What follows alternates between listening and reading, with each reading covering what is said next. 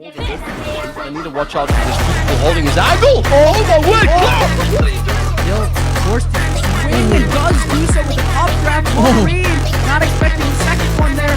Lewis still with the blade storm is going crazy. Drop down the operator and pick up the vandal. Last round and care. He's not able to get anyone as the counter clash is there. But the deadlock tries to steal his teammate away, but he's gonna be surviving immediately. With the team play card, he's just gonna deal some damage, but he's gonna be easily taken out. And OOT just way too aggressive. Yeah. I see the vision. Ladies and gentlemen, welcome back to the Reyna. And well, the playoffs has actually kicked off. You know, most of the quarters are over. I'm Volt. I'll be with you for this game at the top, and I'll be with this beautiful man here, Nerd's Corner. And you know what? It is time to get nerdy.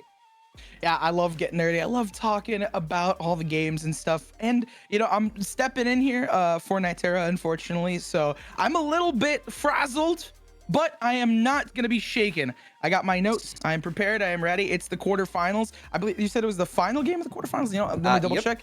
It is the final one. Free Orbs versus EXO. Two teams that I have seen, and I thought Free Orbs, anybody out there, if you're Free Orbs fans, look at their logo. It is immaculate. It's probably my favorite logo of this tournament. It's literally just a masterpiece of its age, but other than just glazing that logo and being, you know, weird about seeing a random cat, EXO Clan and Free Orbs, both two teams that I was told kind of, you know, they have made some good results, but the fact that they're here, I mean, they've made it through group stages, and the fact that they managed to push past that, I was told a little bit that it is like kind of like a Cinderella run for one of these teams. So like either one of them will have a run throughout the tournament. So fun stuff.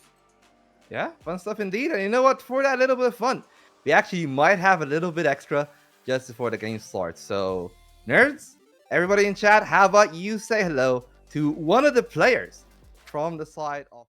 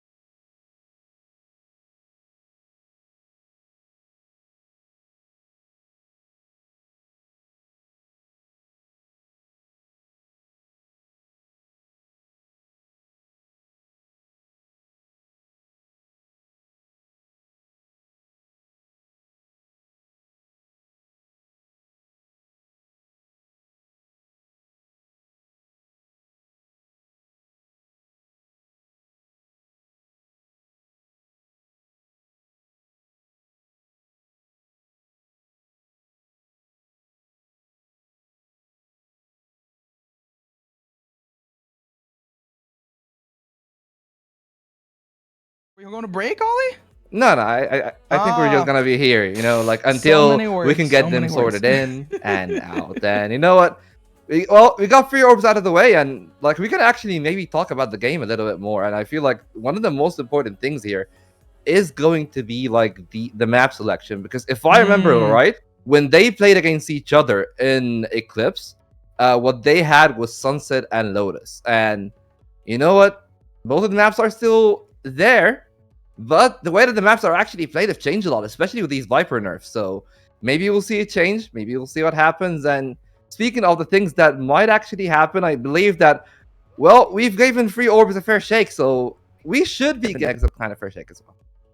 I mean, EXO Clan, I commentated about them previously here at the Reynas. They did an amazing job, right? They knew how to play the game. They also were able to win out, I believe, 2-1 for the game that I was commentating. So I'm really excited to kind of dissect some of the stuff and really see what they're bringing to the table, right? Because it is the playoffs. We're in quarterfinals. This is really going to count for your position, for your future through the tournament, literally, as you only have 2 more games to win, right? You win this one, you win 2 more, and boom, you've won it all. But yeah, to get that, you need to push past some of these really strong teams. And I mean,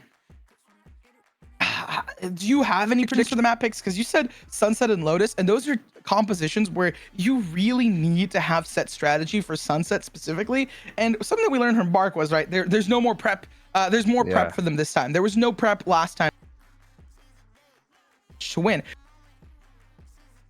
That Pug roster has this sort of spark, this sort of je me sais quoi, this like little nugget of gold that gives some sort of team chemistry that sometimes will get lost through those Cinderella runs and through trying to plan stuff out. When you do try to create a strategy, when you do, you know, try to create something and you don't just go with the flow, sometimes it doesn't work in their favor. So I feel like maybe they'll go with Sunset, but I feel like Lotus is a really safe bet. Yeah, and honestly, I think that the Lotus is a safe bet. And you know, it's funny you speak of the Spark, because if I remember correctly, few orbs did pull out that neon on that Sunset. So, you know, there's a bit of a spark there. Yeah, the way that they play it. And hey, you know what? You spoke of Heretics, so they actually like showed up today. You know, like you're from NA. I'm pretty sure heartbroken by G2, but it does happen, and you're known for being near airport for a reason. That's all I'm saying. Wow, what a low blow, Volt. I feel attacked. I feel really. Hey, I'm gonna rip my region. Absolutely, dude, I'm gonna kick you. G2 just won. Hey, they just won Dallas Major. Stewie 2K on top. That's a different game. That's a different game. And he won with a European team. He won with a European team. It's a European team, man. Well, our squabbles can be squashed, and we can yap on this for a very long time. But let us trans on over. I mean, getting back to Valorant, getting back into this. Obviously, I'm sad. I'm very sad. But I'm really hyped for. I'm honestly really hyped for Gen G, because Gen G has been looking great. And Heretic Gen G game, a region, 2 regions. I don't want to. Obviously, I don't want single region finals. So that's gonna be really hyped for me to see. But I think Heretics Gen G will be a very like contended match, and hopefully for you know, this is an EU tournament, so I'll be rooting for Heretics, because Mini Boo on that neon has been cooking. But there is no Mini Boo in that event. That's the crazy part about it, though, because everybody was like, no, he didn't go there because he had studies and he had like exams and whatnot, and they got Patty Tech in. And you know what? Patty Tech somehow would have been an amazing duelist. Patty Tech just picked up all the slack, and they made a Cinderella run. And well, a team that wants to do a Cinderella run is going to be EXO Clan. So, Nerd, you and I are going to be actually interviewing one of the players from that side. So, Rudy, pleased to make your acquaintance, man, and glad to see you. Hi, thank you for having me. As always, we're just going to start off with a feeler question. How are you feeling for the upcoming match? Just give me your thoughts. Yeah, I'm excited. A lot of people said that they didn't expect us to be here. We had 2 subs going into group stage because of some unfortunate roster changes last minute. And now we actually have 3 because our duelist has gone on holiday. But we're excited to play. I think in a way it kind of helps us because we have very little expectations and we're just kind of playing and seeing how it goes. So we're not going to be like super disappointed if we lose, so there's not really the pressure on us. Like Mark said, he's beaten us before, so they're probably going to have a bit of pressure on them to, keep up that streak. But we're just here to have some fun, play our game. Okay, before I pass it off, Volt, I want to just ask this. Rudy, do you think, because I talked about this, some teams have this, where they have this sort of pug spark that lights a fire in them. Do you think you guys are going to have that, or do you not want to say anything to not have that expectation going forward? I mean, we're definitely not trying to pug it out. I've still tried to introduce the structure. Even though we have 3 subs, I think we've got 3 very talented players coming in and playing with us. So I think, we get to show some good Valorant for the stream and for ourselves as well. So we'll see what happens. Yeah, absolutely, man. And well, speaking of the things that has actually happened, though, Bark was talking about this just a few moments ago, like the last game against Veneer. Like, what even happened there? Because everybody counted the odds. What exactly happened on that game in that series that made you somehow clutch it out and get here to playoffs? I mean, we fell a map down against them. We lost Icebox first. And I think after that game, we kind of just said to ourselves that we have 2 of our best maps, being Lotus and Bind, so we'll just kind of take it 1 map at a time, kept our mental, and I think we dominated Lotus quite easily, and then Bind was a really close game, but we pulled through in the end. And I'm proud of how we played. Obviously, now we have 1 less person on our team to do that, but again, we're here to kind of show what we can do. Yeah, and well, do you think that clutch that you guys got there against Veneer is going to translate against the Free Orbs? Because the 2 games that you played against them in Eclipse and that BO3, it was a competitive affair in a sense, where it was 13-8, 13-9, but a few of these crucial rounds were the ones that did actually evade you. Do you think you're going to be able to maybe clutch on that, or rely on that clutch ability? Maybe, you win the odd 1v3, 2v4 or something like that, and then you can flip the table? Or do you think you're going to just play through on your own game, and it's going to be like you playing the math and then playing against the odds? I think, as Bark said as well, when we played against them, it was kind of all of the prep that either team could do was we were very limited because they were just created as a team. So we kind of had nothing to work with. We didn't know what to expect. And also, we've had three different players playing with us today compared to then. So I think with the prep that we've got and the prep that we have for our game as well, and the new players, I think we have a really good shot of winning. I mean, I've seen you guys play previously, so I want to give you guys some credit. I didn't know you guys were playing with subs, but I did see some really cool executes that you had, so brought in the structure. But I digress. I think for this, I just want to ask, right? Is there anything that you're really worried about for the enemy, for Free Orb, in terms of map picks, in terms of agent picks? Is there something that you guys just have that I can have as a bit of knowledge? Because I'm curious. What is your biggest sort of fear going into this? I think the biggest thing for us is making sure we don't lose to ourselves. I think when we played them in Eclipse, we struggled a lot with just kind of, I think, putting unnecessary pressure on ourselves. First of all, because they were an unknown team at the time, they'd never played a tournament before, and we were obviously a pretty decent name. We'd won a few LANs and stuff with the core, and then I came in and we played Epic LAN together. So I think we had a lot of eyes on us and a lot of pressure that was kind of put on ourselves. But again, because we have 3 players that don't usually play with us, I think that kind of made it easier for us to, give ourselves some credit. Maybe if we lose a few rounds, we're not going to get knocked as hard as we did in Eclipse. And we're just going to play with confidence every round. Hey, I mean, confidence is key and it is important. The reason I ask, mainly just to clarify, is because you're talking about that sort of being a little bit more relaxed and trying to have that feeling. So I was curious what's on the opposite end of that. And, obviously, considering you guys you've been such an interviewee, I want to give you the position to say whatever you want to the fans out there in the crowd watching on Twitch, the people following on Twitter, and just everyone who's at home rooting for EXO Clan. I mean, thank you to the org, first of all.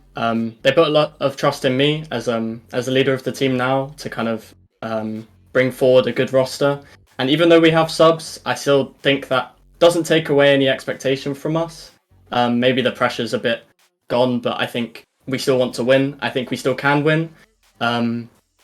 thank you to everyone who's watching, and also the people who like to talk about us positively and negatively. I think it fuels us as a team, regardless. And yeah, I just hope to give a good series now. Well, Hey, with man. those words, I mean, you're probably gonna give us something spicy. I'm excited. Look, just before we go, I just want to say one thing. Kettering on top. Shout out to all my homies at Epic Clan. And you know what, guys? Like, it's glad to have you here, Rudy, and hopefully you can do the Epic crowd proud here. Yeah, thank you for having me. Yeah, cheers. Oh, we're gonna read you. I just read it on air, like mid.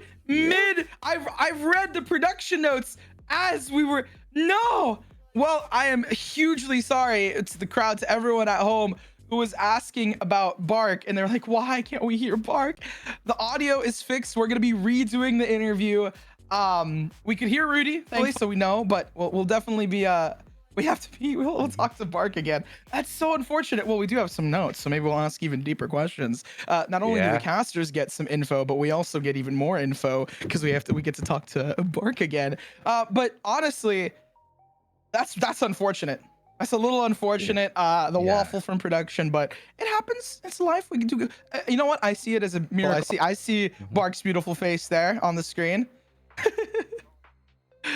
Yeah, I mean, we do see it. The crowd still doesn't. So, you know what? In a few Spoke a little seconds, too soon. yeah, you know, we'll get there, and this time maybe we'll actually get to hear something alongside with that beautiful face of his. But you know what? For the time being, you know what? We talked about a few things. So, how about once we get Bark in here? Do you think that the best thing that we should do is just to basically sum it up? And well, speaking of which. Well, I would have said the devil, but you know what? Like, it's Bark. Like, come on, like it's not that evil. You know, like he's a good lad. And well, Bark, you know what? Glad to have you back.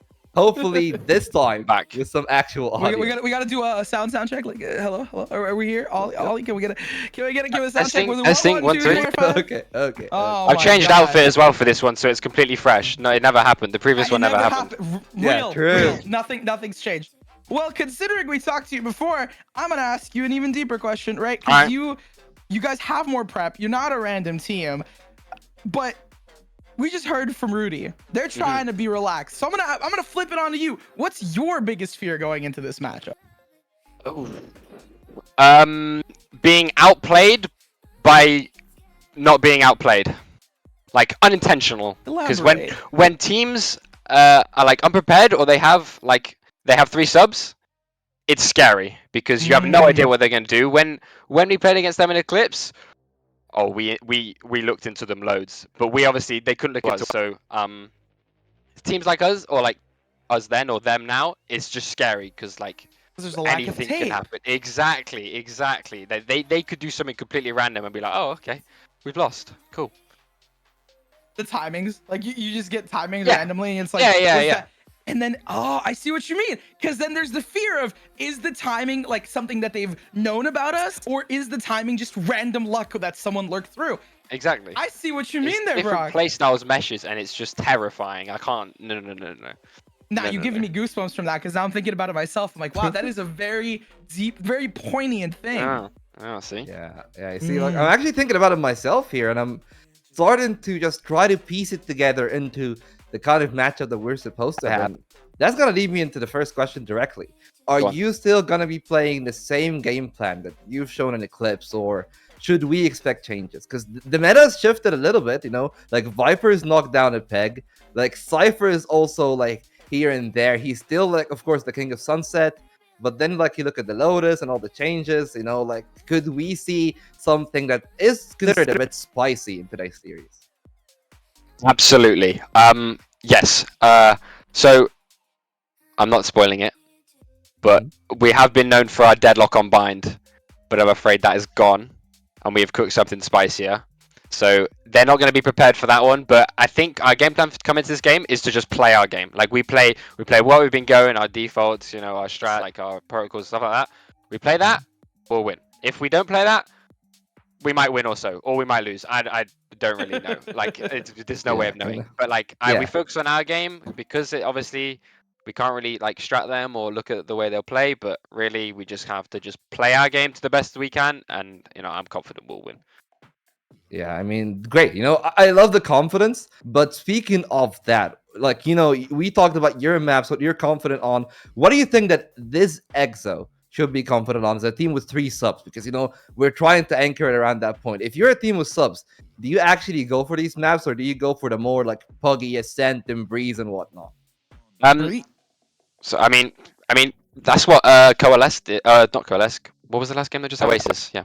But yeah, I'm kind of scared of their Ascent because it's such a default heavy map. So when good players play it, it is a little bit scary because like when you get like Radiant aimers in there, then they kind of just do their own game, and it's like, okay, cool, we're trying to do that. But Bind is their map pick, but we're bringing some spicy to that, and our Lotus yet to be beaten. Our Lotus is unstoppable at the moment. We have I am like 10 times confident in our Lotus that we're gonna beat them on that one because we dominated Coalesce on it. Soon to be EXO. And I guess you guys will see. Yeah, before we cap things off, I'm gonna cut right in and give you because we got cut short last time, but I always believe in this. Give any shout outs. It's your platform.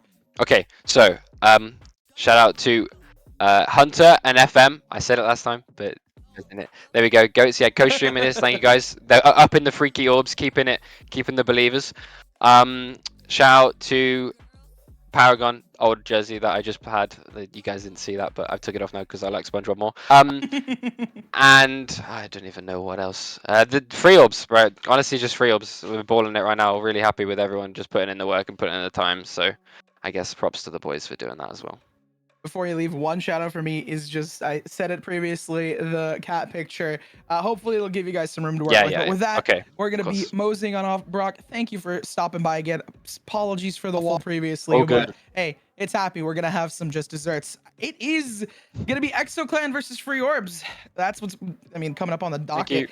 I think we heard a little bit of the map picks. They kind of gotten told. Ascent, Bind, Lotus. We got a little spoiler early.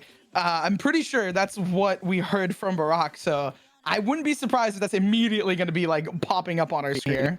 Yeah, like they kind of spoiled it, but then I'm also looking at the bans to understand how we did approach that end game. And well, I see the sunset, I see the icebox. It's very understandable from either side because I was talking about the Puggy maps, and icebox is the map that you play a Reyna on, and then we do see that Bind. He said that we're gonna see something spicy, so.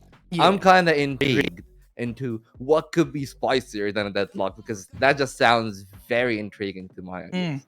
Now, the thing that I find interesting is that he said Ascent, Bind, and Lotus in that order. So it felt like it was more of like the order that Barack feared it rather than the order that it's being played. Because looking at this, Bind and Lotus should be a breeze for the side of Free Orbs. Barack was very confident on Bind. Bind's like, that's our map. And then they're undefeated on Lotus. Ascent is really where they're scared, which makes me think that if it does go to game number 3, we might be seeing EXO Clan pulling out the stops here. On the flip side, Free Orbs, they should be confident on these first two, trying to secure a solid 2-0 victory and writing themselves a ticket for semifinals.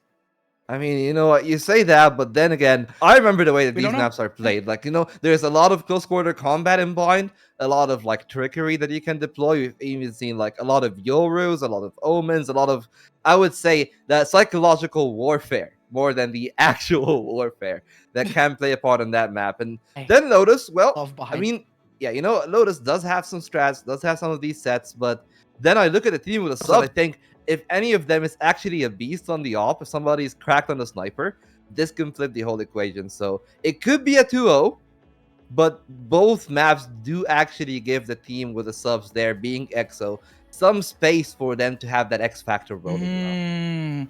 And I'm just looking at it now. So Lotus, Free Orbs is starting off on attack, and on Bind, Free Orbs starting off on defense. Now, well, the main thing that I wanted to bring up is that for Free Orbs, they're really comfortable in the first two. That's why in their mind, it might be a 2-0.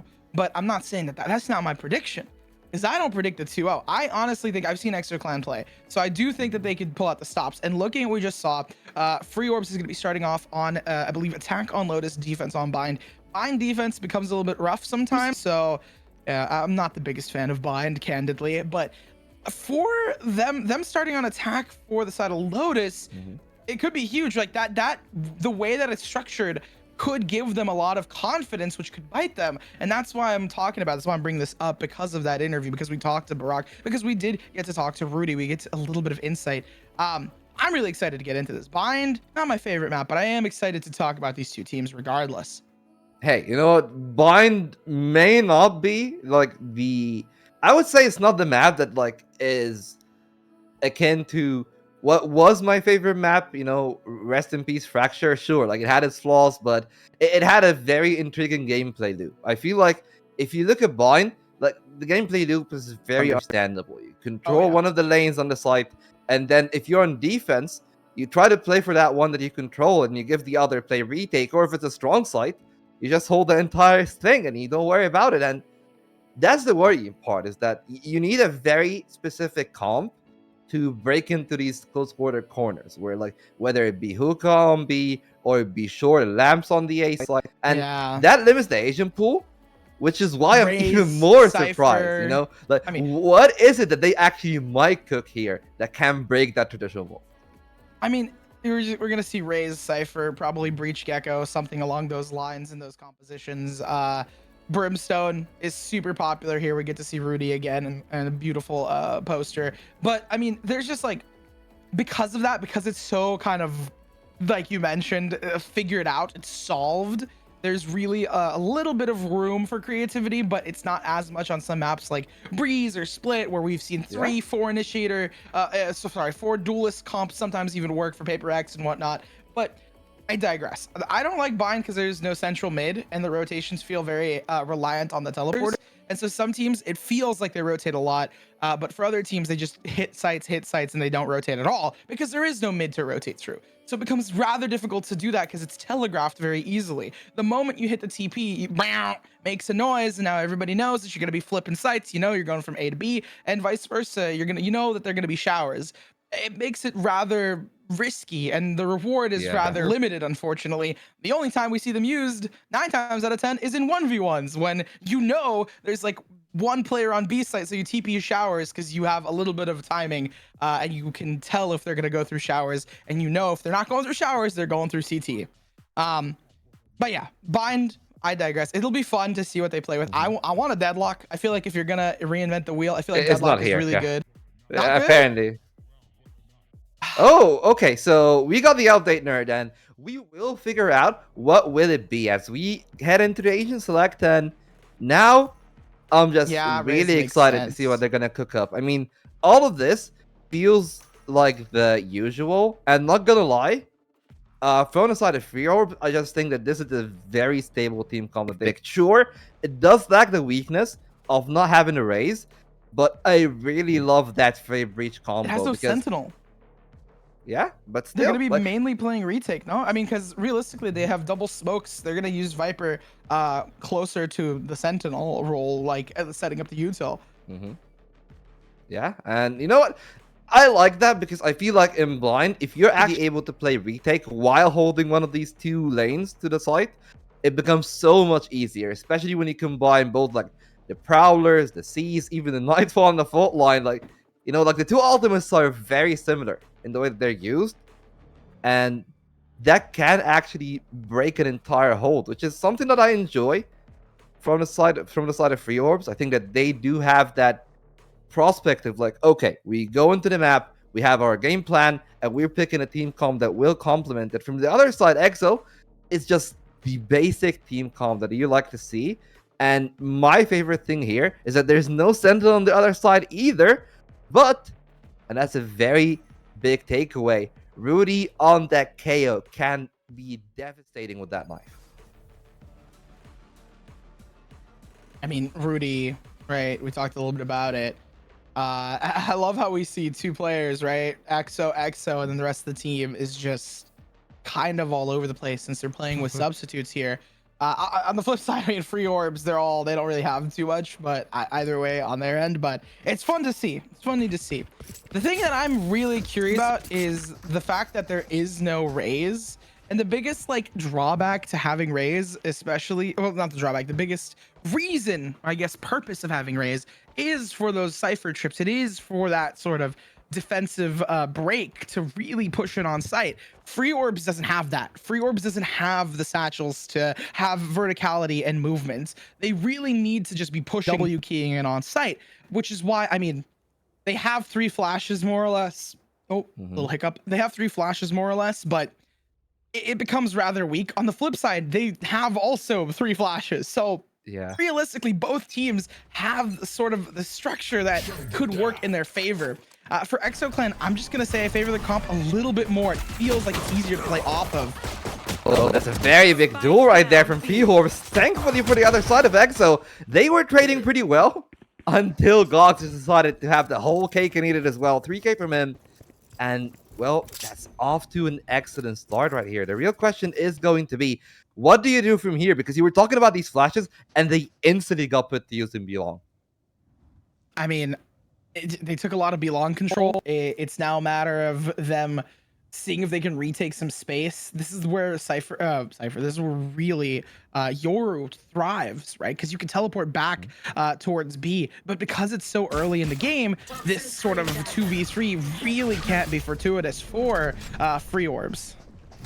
Oh, but Sans, he lost a beautiful flash there, and coming in with the shots, despite being blinded, somehow Rudy decides to jump down, end the job himself, and Petals will wither and wail. Unfortunately for him, it will be the fall, and it will be the pistol round converted to the side of EXO. I mean, Pistol, they're going to be buying up into this next one. It's the classic start of Valorant. I mean, the only big takeaway that you can have is, I would say, I mean, the early fight towards B-Long was rather rough. Might have been not necessary, some would even argue, but it's the pistol round, so they're just trying to test the waters. My biggest concern here is that look at the buy-up that we just saw. Bulldogs on the table, Phantoms galore, everyone has a rifle, so they want to win this flawlessly, and if they don't, they're gonna lose some really heavy machinery. Yeah, I feel like if you double down on that, even if they don't lose, if they just have a few too many casualties, that is going to be devastating to their ranks. Thankfully for Petals, he had a TP, but he also got a shot to the head, so that won't even be quick enough. No way that the Aura can get out of there, and now they are closing down again on long. Last time around, it was the side of Free Orbs that were aggressive. Now EXO is just being very methodical. They're clear. Currently up by a couple rounds. They have players as well for EXO Clan. I mean, they're playing it slow because they don't want to lose the, look at this, double Bulldogs, and then 2 players have Phantoms. They really can't afford to lose this. Otherwise, their buy-up for the 3rd round would be really rather rough. Yeah, well, they start off pretty well. Zettel finds that first kill. And the site should be there for the taking. The plan as well is coming down, and the spike is initiated. And with it, the attempt of the retake, but, you know, given the firepower, it was always bound to be futile, and with that, the real question is going to be, can they even take a single casualty? And so far, it feels swimming for the side of EXO. Like, this is clean Valor. This is exactly what EXO wanted, right? Like, this is what they needed to have. Yeah, and they get it. And they absolutely get it.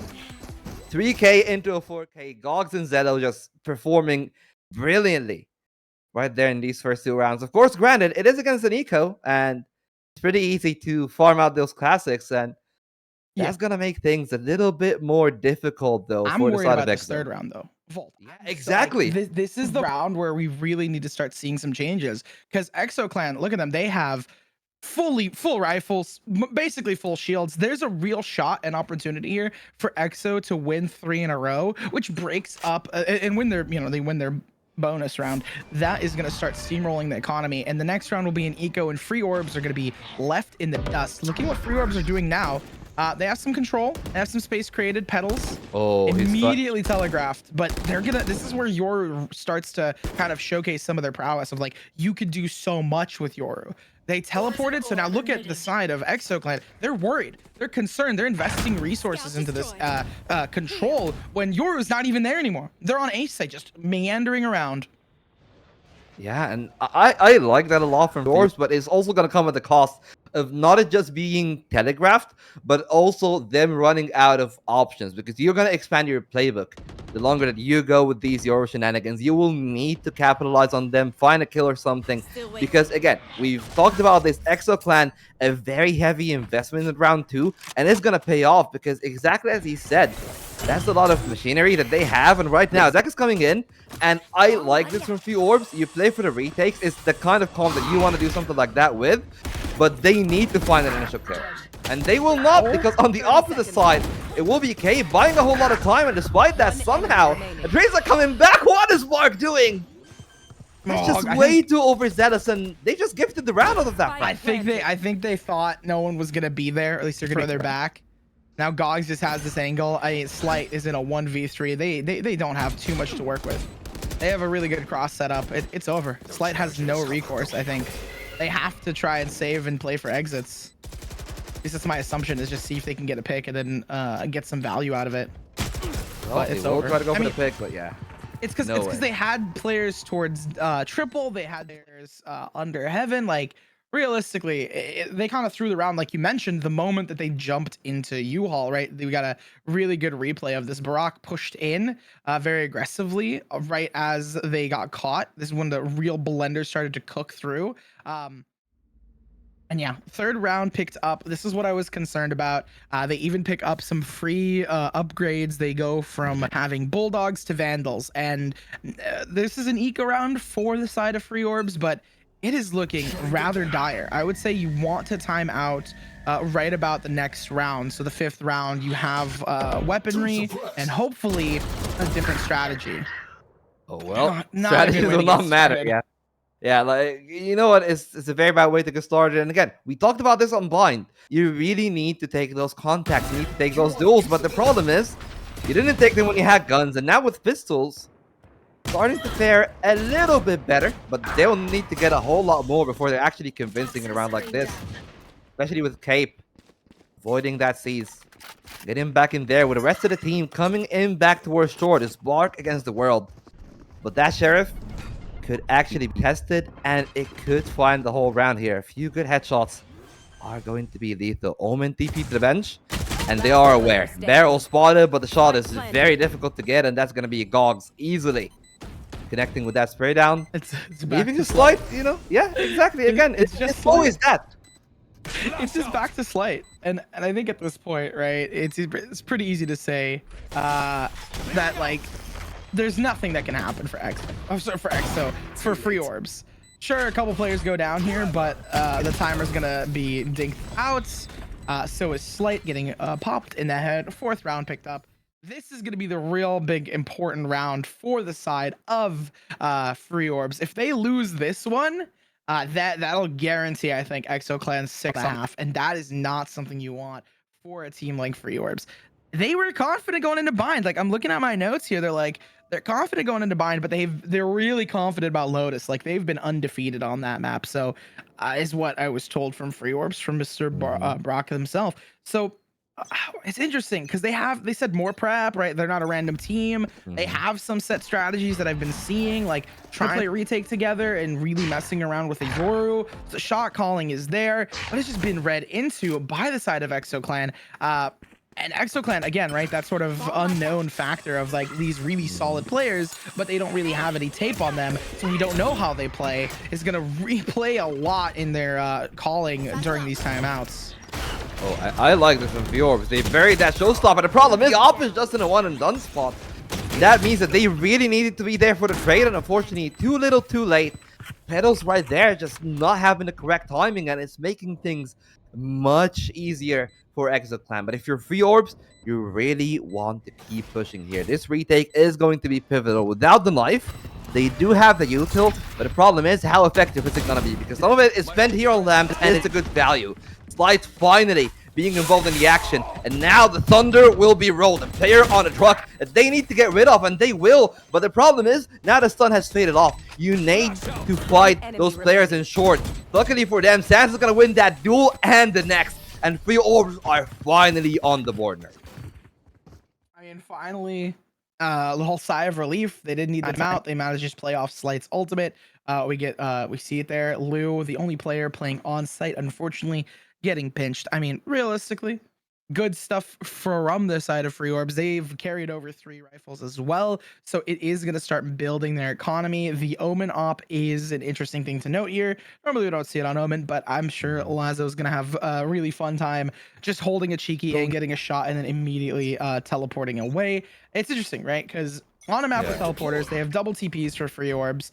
The Dimensional Drift is active as well. They have a lot that they can do here for the retake altogether. So I'm pretty excited to see if they stack these ultimates, and maybe this win is going to start rolling the orbs, right? Yeah, maybe for now. The orbs aren't really rolling just yet. Maybe they can find that duel, and that could be great. But Bark, luckily for him, did dodge that one. Unfortunately for Petals, stuck between a rock and hard place with no teleport. So they will have to take that duel eventually. That's why we're seeing Slight moving in there, given the flash. The support is coming in, and can they get the Viper? They need to, and they will. I've got your trail. Deep. Get your soul. Nightmare takes them. It's going to be invested, right? I was curious how these ultimates are going to play out for their side take, and they seem to just be pushing through it. Oh, they push through deeply, and Gogs all the way in spawn. We'll find that one, even a second on the bar. And remember, there's still one more player, and that's the Yoru all the way now towards the fountain, trying to create some space. While the spike is being planted, you do have the breach shield tool, but is Petals aware? The answer seems to be a yes, and despite the flash, Dedo is gonna be gone. That's a very good one. That's very courageous, but it doesn't work out whatsoever. Slide and Lost are both out of commission, and that leaves Petals alone. Flash and TP both are used. Can they take the duel? Yes, trade a little bit too late. And now he gets the what a wallbang off for the ace. Can they find a jump deep in? And they need to tap it because Gogs, knowing that they're gonna move, would have to tap on. They see the head, they look for the spray down. Who's gonna get that? One person is gonna be Petals on for the ace, and they will confirm it. The time is enough, and Free Orbs are back in the game, and that's a stamp of authority. Wow. I mean, round 5 ace, I guess that really picks it together.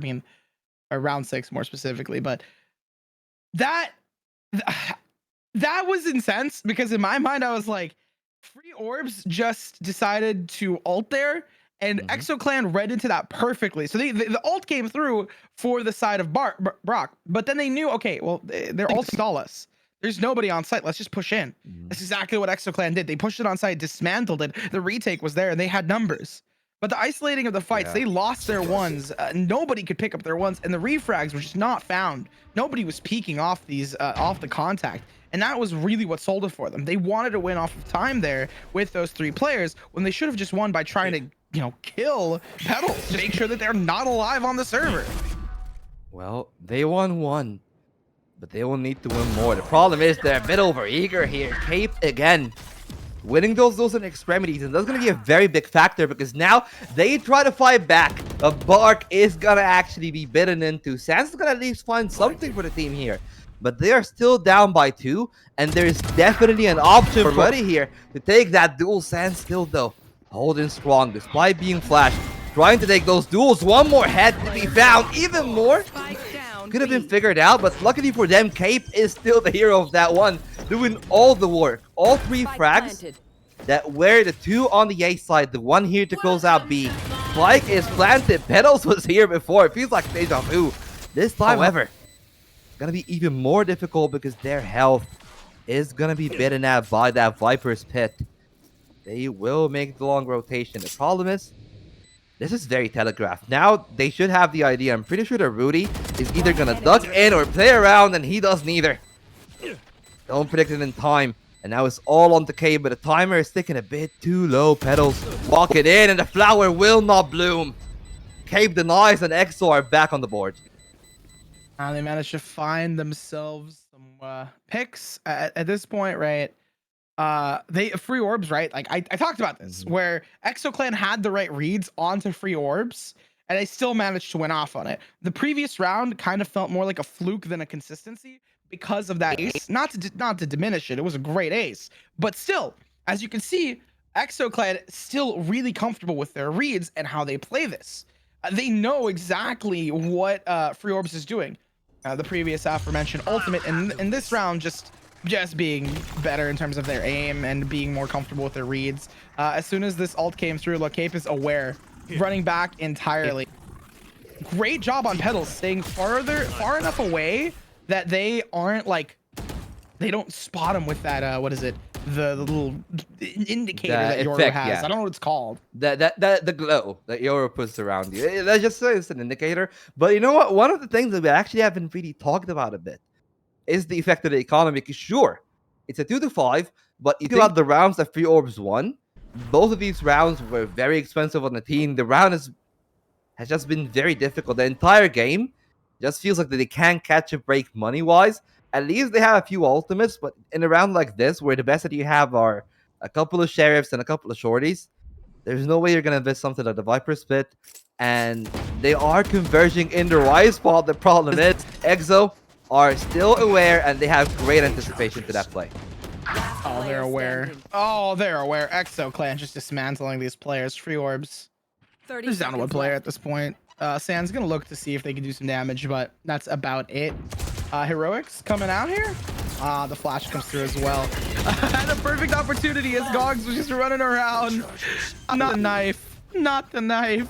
Oh, mental damage right here. And well, that's gonna be a bit of a statement, because I'm pretty sure that might be a streak of big BM that will actually start just off of that one life from Gogs. But you know what? I like it. Cheeky, just play into their head. And so far, so You good, gotta you mess know? with them. You get psychological, what is it? Psychological Psychological damage. warfare. Psychological no, I was thinking like Magic the Gathering or something, like video game terms, right? Yeah. Psychological warfare, yeah, sure, in some capacity. I'm thinking like a +2 psych damage, D&D style. But realistically, they had a really solid play with ultimate. Petals was looking to hunt. Just again, read in by EXO. They immediately spot the indicator that Yoru's there, and they run away. It's like, okay, Free I don't wanna deal with Orbs. this. Yeah, Free Orbs just rolled for initiative, by the way. And they got the higher number on the dice. Now the reaction is coming in from EXO on B again. And I feel like that has been the pressure point so far for Free Orbs. Sometimes they do great, especially when they get that pinch on that A site. But some other times it just feels very risky from them. And I see Slide here trying to jump spot. They do confirm EXO being there on long. But the majority of the team, the whole stack, is actually went into hookah. And that's a lot of resources that are spent. Petals that is actually forced to TP. And now the B side is much weaker.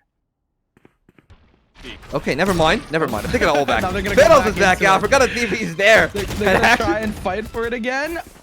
I mean, never mind. Yeah, never mind. It doesn't count for them. But look at where Slight's positioned. Slight and Sands.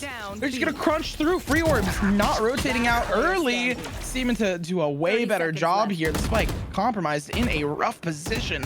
Rudy looking to see if they can take the fight. Wins one, but loses the other. I mean, 3 found for Brock on top of that as well. But you were right about one thing, Volt. The thing that I wanted to note was they're doing a lot of damage here. There's only 2 players alive, I believe, for Free Orbs at the end of this engagement, meaning that the economy, yeah, sure, it's good, but the rounds they're winning are these really interesting, not only in interesting ways in terms of the numbers, but also at interesting times, because the economy hasn't been like super consistently good for either of these teams, and it's not like we see EXO clan with like 9k now and thriving even after they just lost. No, they're on like 1-2k each, buying up fully, but still, if they lose this, it will be an eco on the next one. Oh, the off shot misses. That would have been a perfect opening there for Free Orbs. You know, great read, and they're trying to fish for Cape, and they will get that one. The hero will go down, but the tail of the team still continues. Especially with that. Oh, okay. It's like I said, shot while stunned, because stuns are perfectly playable. But for the other side, Liu got that kill, and they got the ultimate right after. They're trying to fish back, but with the Viper's wall just being open and Sans being there with that kill, that is going to force a TP, which, as he said, is very telegraphed, but it does actually give them the space to maybe try to fight, but Petals is already there. It's already a square, and yeah, it's all over. I'm starting to see the consistency here, right? Like from the side of Free Orbs, they're not pushing out as much with Reckless Abandon. They generally are playing a lot tighter and closer together when they push into areas. And obviously having those reads like Petals immediately telegraphing that and pop in over with a TP. Those types of things, those really minor things, really working in favor for Free Orbs. And with this timeout, they're probably going to be talking a lot about that.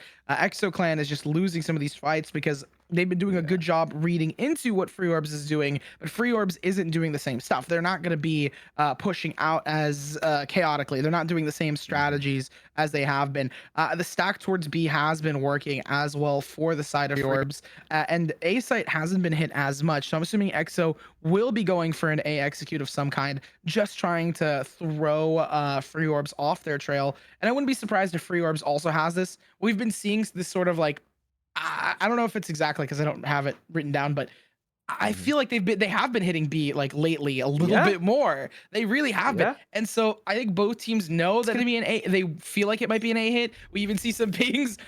Hey, wow, what a read from the caster, right? The pings coming out towards A, but they need to make sure that it's believable that they're faking it, right? Because Free Orbs will have this inclination as well. So it's gonna be this like mental battle here. I wouldn't be surprised if we see maybe a slower start from EXO and then inching their way towards A rather than specifically being aggro like they have been in the early rounds. Well, Bark, that is Unfortunate. ways to the reveal. Yeah, that means the Prowler has to be used, and it's not even gonna spot anyone either. So, pretty unfortunate start there for Free Orbs, but luckily for them, nothing's happening. And I like this adaptation from both sides because how EXO lost the last round, the first piece of the domino was Cape. And that meant they were anticipating the same level of aggression from the defense, but it's not happening. And maybe this is going to be the aggression that they're looking for. I love the op there from the Omen. It could have been a collab, but he's going to get me there somehow. I'm just trying to take, now this is where they get explosive onto this, but look at the read from the side of Free Orbs. They're aware of this. The 1-for-1 comes out, but still a dead even playing field here. Petals, wow, okay, this is, we're starting to look see for the TVs. chase. No, it didn't work for them. Yeah, but this might Bark got all the ult in the world, and it's going to be beautiful here for the rest of the team, but they need to capitalize. Somebody needs to hit the shots to back it up because he's actually being chased, but somehow in 1v3, Bark is still going to end up with one of those kills. The problem is, the Nightfall has risen. It is Dawn, but they are pushing on Sands, and he's the man for that job. 2v1, no problems. 2 heads collected, and Orbs almost back to equity. I mean, they're starting to bring it back, and I could see what EXO Clan was trying to do there with a bait and switch of hitting A and that being a little bit easier to kind of TP immediately, but it still is so difficult to push through this. And they had, like, again, that's the TPs. That's why I hate this. That's why I absolutely despise this map. Like, you TP, they know exactly where you are. They have your ticket locked. It's like, you know you're going towards B site. Like, what else are you gonna do? No, you're magically gonna run around, right? Like, there's no time. You have to plant the bomb. Don't get me wrong, it was like a little bit more time to like get into a post plant position. Obviously they had time to run A and plant really dirty, but they didn't have time for a post plant position. That's the biggest issue. You know they're B. Yeah, and well, now you know exactly where they were. But the problem is with the Yoru, you can never predict the next step. Sans, however, is in a very unpredictable spot. It's all going to come down to that timing. Who's going to look where? Bark find the first, the second one from Sans. Good on the track. And that means it's a very big numbers advantage. 2v5. There's a round that EXO can pull out, though.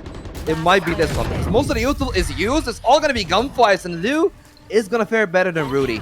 The problem is, the Spike is already halfway down. And it's very difficult to take that fight. Because even if you kill Petals, no way you get to the Spike in time. And despite all that talk, we square back to 0.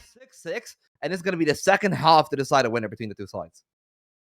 And I mean, just really good comeback coming out for the side of Free Orbs, managing to pick up multiple rounds in a row. It's actually really funny because I'm pretty sure it's 4-2, 2-4.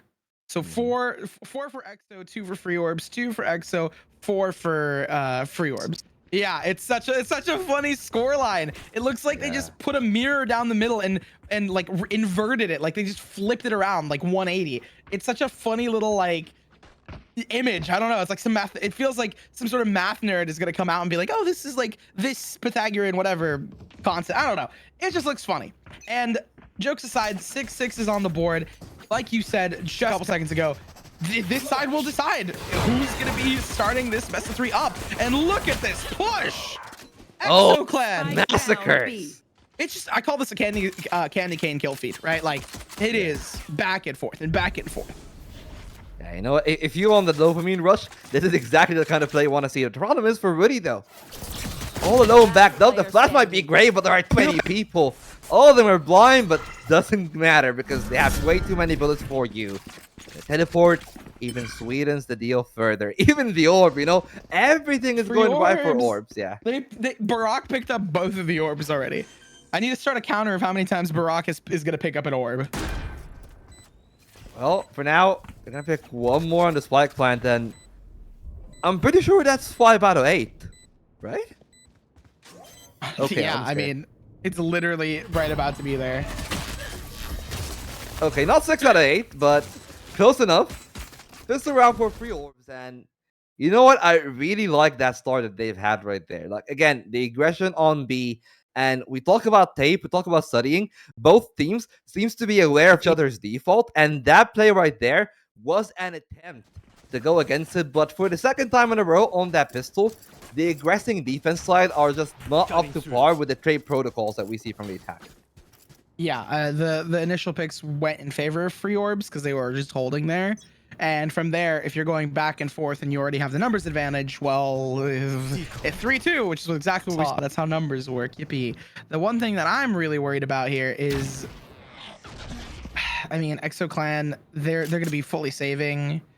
It's going to be a presumably 8-6. They didn't buy up as, I don't know if we saw it, but I don't think they bought up as insanely. Yeah. They're not, I don't think they're confident here that they're going to get a flawless victory. They're going to pick up vandals and weaponry from their dead teammates, most likely. That's going to leave some players and some components of this comp weak for free orbs. I love this though. I love this snake bite. Perfect play there. Flung inside of free orbs. They are dissecting the site one by one. They know that they're in the back of the site. They are taking all of these duels cleanly, and despite what you said, you know what? It's actually been working out pretty well. Even if you end up this round in a flawless, you can still buy these rifles for the bonus round. And I put quotations on that bonus round because if you're coming in with 4 rifles, it's pretty much a match for that buy.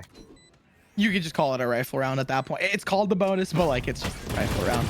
But yeah, I mean, see, look, like they're just throwing away their life there. There's not really a reason for it, right? It could have been flawless just for the stats, I guess. But realistically, like my biggest concern about that Volt was more specifically about the fact that in that position, let's say you're like this, right? They're taking a bench position. They don't have a sheriff.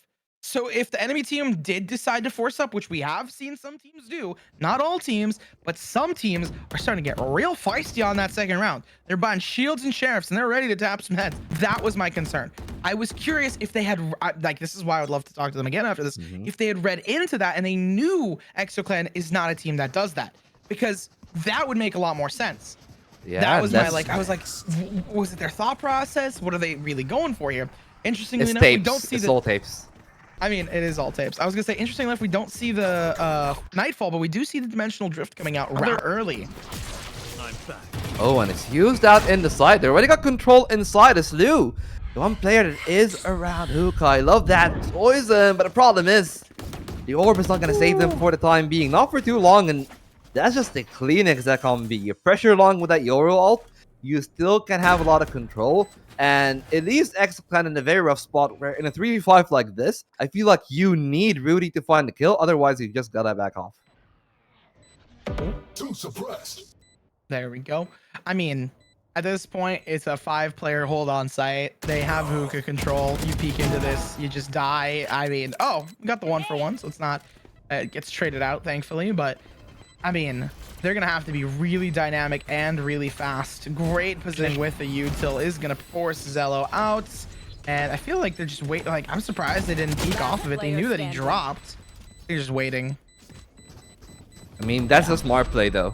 Because if you know that they've dropped and they're fully blinded, why do you peek into them and try to take that kill that, sure, it's like an 80-20. When you can 100% guarantee the round right there just by staying alive, biting for your time, playing for the spike taps, and that's exactly what they did. And, well, it's very easy to put down the spike when we talked about, like, that lane control. but the Hoku lane was just a shutdown from Fjords. They farmed them down there, they pushed through long, and I feel like we're starting to see a bit of a pattern here, Nerd, because, like, sure, both of the teams do have very strong holds, but you are bound to have a gap with these two team comps, and both team comps are actually able to utilize those empty space. Yeah. To suppress.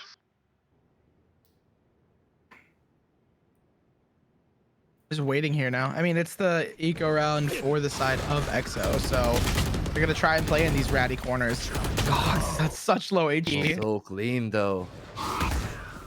It's, Loves the feel. There's a hero rifle bought up by one, but Rudy. I'm sorry, no, Rudy saved that. I'm misspoke. Like, I mean, you look they at that have round, side and control. yeah. Like they have full weapons up against sheriffs. I mean, it's most likely going in Free Orb's favor. We just have it. Yeah, Last true. player I mean, standing. all that is true, and not even a single shot there from Lou is even allowed. And you know what? I'm just very happy when I see teams like this because it is okay. Okay, now that's a little bit mean, Bar. Like, come on, man. You don't gotta do them like that. It's a flawless round for Free Orbs. But as I was trying to say, Nerd, it is the fact they played so methodically and they weren't complacent against these pistols is what gets me like makes me happy because some of these teams, if you just put your foot off the pedal for a few seconds, you enable a kill or two from these sheriffs, and then things are much more difficult. Against the ball, it's gonna be a different story, but with that timeout, like Remember you having got a lot last of time to timeout? steal over it. Yeah. Hey, Free Orbs won last timeout, so it'd be really funny if they did it again, because then they'd be 2 for 2 off of EXO's timeouts. But I doubt it'll happen. I think it won't happen. But at the same time, it could very well Yeah. happen. Like it's a very possible thing for the side of Free Orbs, since they have that fade ulti, they could really push out against it. So Yeah. we'll see. I mean, I'm just looking at like the buy that we saw there a few seconds ago on the scoreboard, and I'm very intrigued in the way that they're gonna play it because we've seen the op from the side of Orbs mainly on the Omen, and from the side of EXO, I'm pretty sure I saw an op somewhere, so I'm waiting to see where that will actually be stationed. I don't know what happened to my edit there, but something just bugged for me, so apologies. But getting back into it, I thought I was bugging, my bad. But me coming immediate picks coming through here, shot off Ella, get Lazo to try and contend with them. And this point is popping shots with the op, managing to push through, trying to keep space back. Flashbang. Oh, there's the nightfall coming through, picking up one light, grabbing another as the side take comes through. 3v3. Lion gonna go down. Cape, look at the scene. They can apply some pressure on this flank, but they go down. That pinch shot coming through now for EXO Clan as they try to salvage the pieces of this round loop. Reclaiming U-Haul. Look at the position of these players, wrapping back into shower to cover the making sure nobody's there. Now you know players are on site. This is an op for the retake. I mean, realistically, EXO Clan is gonna have it rough. We're waiting for the time through. No, this is gonna be from bench. 4 battles, 3 on the round, and the 11th one found. I mean, it's the second time we've seen a timeout come out for X-Clan and just unfortunately not work. And that just gotta feel very rough for them in a situation like this, especially with the fact that you had that op and it pretty much just boasted no value whatsoever for them onto that map. And for now, the score is 11-6, and Free Orbs are in a very confident position, especially with that pit. If they get into one of these sites, it's gonna be pretty much match point if once they get in and get the spike planted. I would not be surprised if it I'm not. I wouldn't be surprised if they get match point here, but I wouldn't be surprised if EXO Clan like somehow wins this miraculously, because they did have them out, so they're probably still off of that kind of break. But I just kind of want to reach out a little olive branch to them, because otherwise, like, be going in 1-0 to the favor of Free Orbs. And Free Orbs, they said they were really confident on Lotus, which makes you kind of wary for EXO. The one thing is overconfidence could bite them. That's a discussion we'll have more towards Lotus. Well, we might actually not be very long before that Lotus, unless EXO gonna pull out a miracle. The problem is, you pull into Bark's alley, and it's all bite and no bark right now. So great work from the side of Free Orbs. With how much more can they pull out of that one? Is it going to be the whole round? So far, they're stuck in showers, and it's only 30 seconds left, so they are a little bit stressed for time, but it's a very big outburst here. Bart's still going to find one more. It's all on Cape and Lou, and well, for them, nothing is going to happen except being the feed for the Dragon. Match point. That's 6 in a row picked up for the side of Free Orbs. That's 6 in a row. They are getting as cooked as that Molly was. Like, I mean, realistically, if we're talking about this, Free Orbs started losing 4 rounds. At the beginning of the game, they lost 4, won 2, and then immediately lost 2. And that scoreline, 6-2, is such a rough scoreline. But look at it now. They've picked up 10 rounds in a row if you include the previous 6 on this one, and they're looking for their 7th. They have ultimates to boot. It's a broken buy from EXO. They even have a Viper's Pit to lock down this B site. I think that's why they're going towards B, because they have Tube to kind of have some counterplay with said ultimate. Good play from Petals as well to, you know, try and trip up some of these players. We see a really, really aggressive Viper's Pit here. Like, all of this stuff for Free Orbs has been connected. It's exactly what Barack was saying. They're really well oiled and executed on this map. Yeah, well, can the oil save them? It looks like nothing is going to stop Free Orbs from picking up that map. Only 3 players remain. Remember, Lou is very low on health, and the setup is just devastating if you're on the other side. One from Ticket, and the crossfire continues. It's all down to Rudy. Unfortunately for him, with just that Sheriff, there is no real way that he's ever gonna pose a threat, and he's not gonna even pose for a single kill. Only for the cameras. 13-6 is gonna be the score that we will get for that map. And well, despite a very slow start, not gonna lie, Free Orbs were very convincing for the rest of the map. Yeah, I mean, Free Orbs, like, the one thing I wasn't surprised about was that they were winning on attack. They had like double duelists, and they have a really solid, like, sorry, double duelists. They have double initiators with a really solid duelist that could just walk in. Now, obviously, you don't have as much verticality as Raze, but we haven't even seen that many insane satchels. We've literally seen more on the, like, what's the word? We've seen more on like them just pushing in together as a coordinated roster rather than specifically and directly seeing them kind of satchel in or try and do something. The one thing that I feel like for the side of Free Orbs that they're really happy about is that they didn't lose to players like with really wacky timings or something like that. And I think that's because EXO Clan is trying to maintain some of that less puggy and more centralized play style. Big sad note though is both of the timeouts that were used, EXO Clan used them, and Free Orbs managed to convert regardless of whose timeout it was. Yeah, well, I mean, that's definitely gonna hurt. And you know what? I'm looking at that and I'm thinking, well, now you've got to rethink your approach, because I feel like what happened there was definitely one of the teams, and that is namely Free Orbs, adapting to the play faster than EXO actually ever did. Despite them, you know what? Like, we talked about this chip off of their shoulders, and they've had good moments aim-wise, but you can definitely feel the difference in like that team chemistry from the two sides. Yeah. Well, with that, we're going to be taking a break, and then when we come back, we are going to be checking out the rest of the games. I think it was going to be Lotus. That is that second map, and Free Orbs is very confident on it, so we'll see if that confidence is going to bite them or if it's going to let them fly. We'll see you guys then.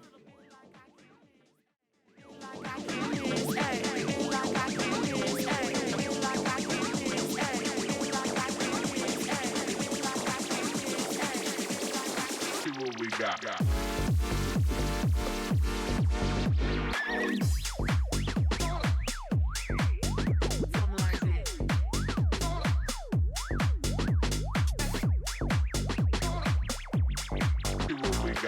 a little something like this. A little bit like I can't miss. Ay, this is what you call a bad bitch.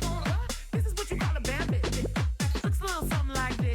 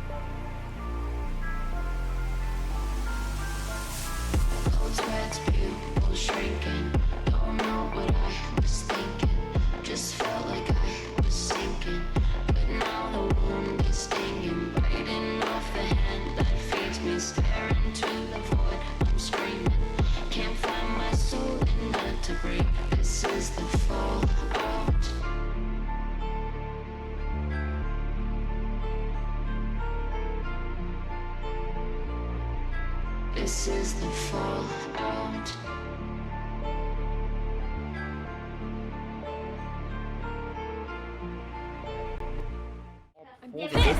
I need to watch out for this people holding his angle. Oh my word! Still forced to swing Reyna does do so with the updraft. Reed not expecting the second one there. Lewis with the blade storm is going crazy. He's going to drop down the operator and pick up the back though. Last round and care. He is not able to get anyone as the counter flash is there. But the deadlock tries to steal his teammate away, but he's going to be surviving immediately with the team play card. He's just going to deal some damage, but he's going to be easily taken out. And OOT just way too aggressive. Ay. Oh, I see the vision.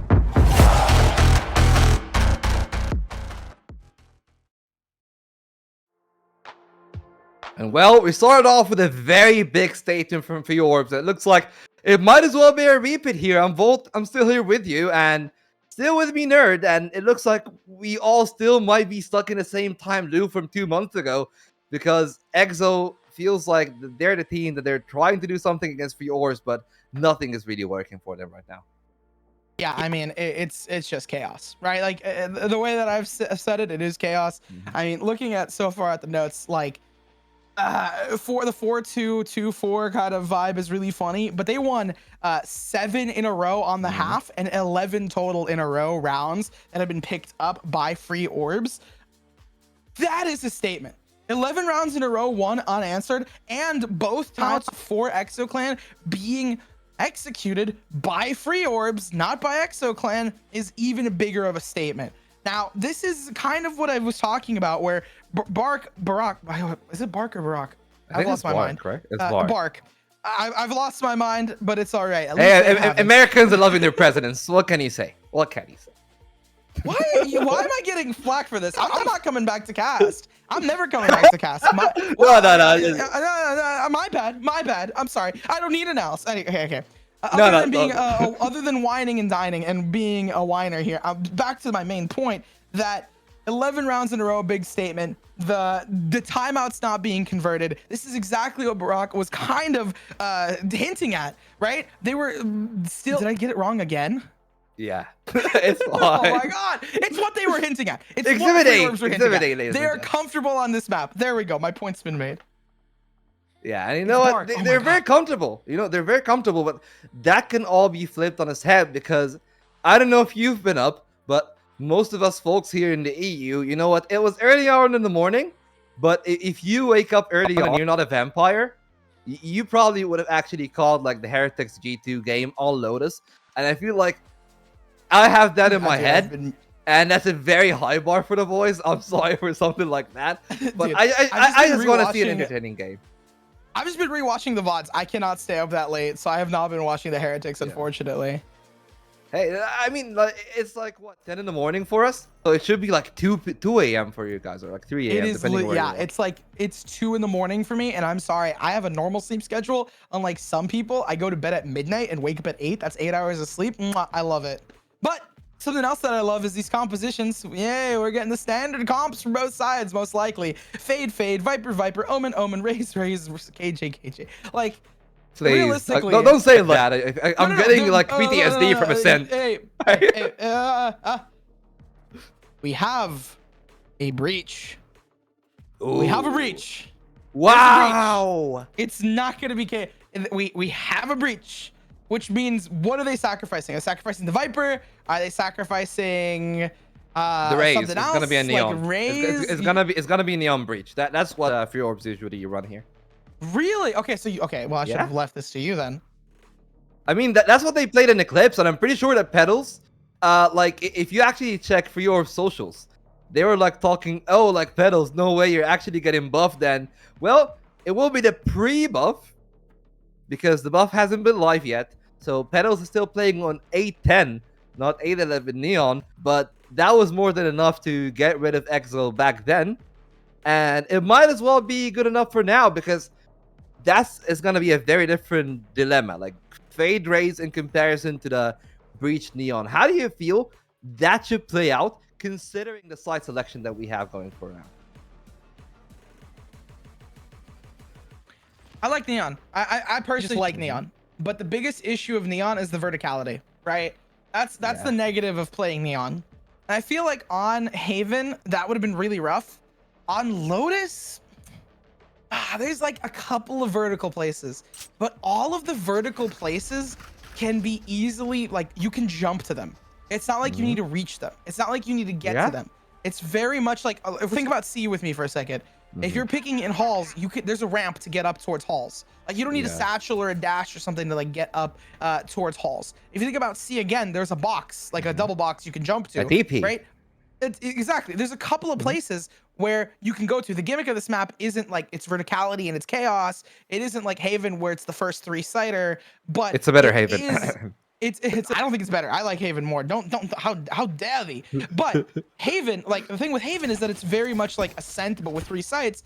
This one feels like its own unique thing, which is why I like Neon on this map. I think Neon's better than if they were on like, I don't know, Ascent for example.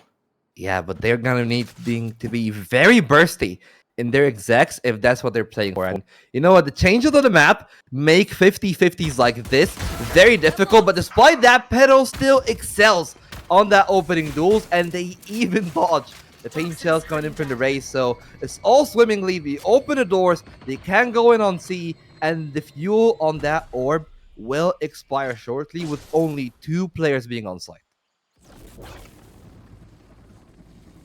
Not much room to work with, right?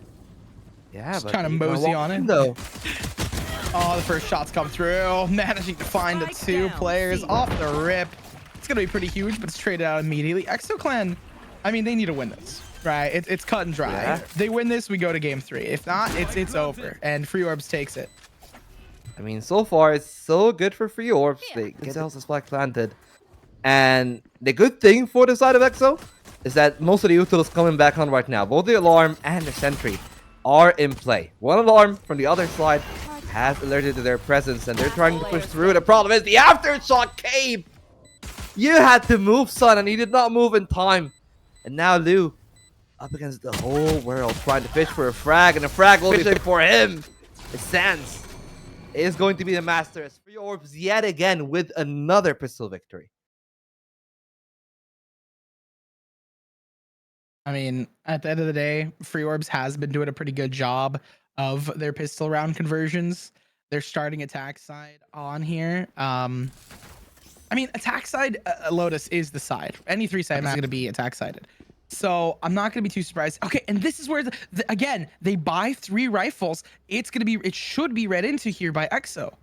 I don't know if there's as much tape about Free Orbs, but if I know that this team buys 3 rifles and they're not going to go for full rifles like us, you could buy up into the second round with sheriffs, try and pack hunt 5-stack A, push towards a rubble or B or C, just push out, see if you could pick up a vandal, make it unrecoverable, and potentially win the second round. That could be a read. Now, EXO's not doing that, probably because of that lack of tape, and that's where it's really gonna bite them.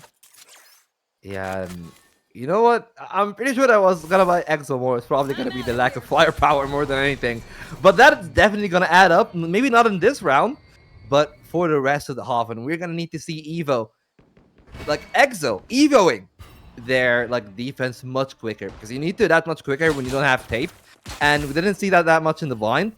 Thankfully for them, with the way that the Lotus is set up, they can actually try to adapt and maybe fill in a few of the pieces, move the Sentinel to like B, like what they're doing right now, and try to play for the map. But for Free Orbs, like this is just perfect reason. It's as if they have wall hacks on. 30 seconds left. They're just waiting here for Free Orbs. They don't want to push this. The turret being denied. Sans. They hear each other. Oh, they hear the players. But I mean, look at how stagnant they are towards A. They have not pushed out of A. So because they haven't pushed out of A, they don't know this is being landed here. Left. And they've waited for so long. So this retake from EXO is going to be difficult. Obviously, they could try and run into the pistols, and Lazo only having a pistol could be rough, but there's a Vandal on the other end of this. And it's going to be difficult to get trades. This is where I'm really concerned, right? The individual outplays need to have Free Orbs if they want to maintain the pressure and win. But I like this from EXO. Like, they're gonna feign some pressure, because what they want to do is box Free Orbs in and make sure to deny as many of these exits as possible. And the Vandal's still gonna do work despite the thing there from the Classic, but they're still boxed in sight. They need to get out, and EXO Clan is doing all that they can to keep them caged in with the spike, taking one of these kills. 2 more remain, And at least Slice is going to go down with it. The remaining 3 seems that all of them will actually survive. No, never mind. That's one more taken away. That's actually both from EXO. So they get the full credits and they kill what I assume to be 2 players from defense, from the attack rather. So. There we go. I mean, realistically, they're around to win. They're understanding of the fact that they can carry over 3 rifles. And looking at the buy up here for the side of Free Orbs, they're really just chilling. This is the classic like 3rd round victory where you want to see if you can pick up the 3rd. Yeah, well, for now, they're living life in the fast lane. They're moving at the speed of light. Can they slow down? Because all the shots are coming in and it's a whole lot of damage from that Odin. I'm just looking at Free Orbs. And that was a devastating attempted entry, but unfortunately for them, that was against them still though. With these Vandals, 1 shot to the head is all you need. Zedo's holding the lane, and with that perfect flash, they're gonna get that kill, but instant trade from Sans. So, good play from Free Orbs. They actually were able to move, get to B, and get themselves the pick that they needed to make this an even 4 before the spike plant.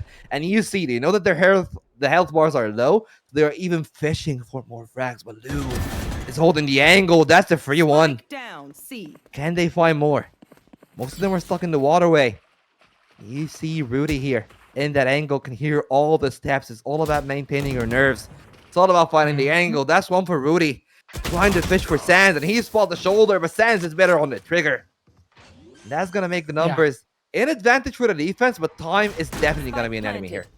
1 enemy remaining. Yeah, I mean, it realistically is, right? Like, the way they play this out and how it's going to function together, all that fun jazz, it's got to be stressful, right? Yeah. You've just gotten, like, don't get me wrong, it's not perfect, 2 players still left alive, but you've just invested a Odin, you've invested weaponry, you've invested a lot of resources. They just lost the previous game. Really, there's a lot of confidence from the side of Free Orbs going into this map, and they're starting off on attack, meaning that realistically, they should be winning this, like, we're looking at 10-2. We're looking at 12-11. Like, we're looking at a high number. Free Orbs is looking to get way more than 6, 8, maybe 9 rounds on this half. So it's got to be kind of like EXO Clan needs to get into this mindset of like, hey, we need to pick up just a couple of rounds. We should be good to just have breathing room after that.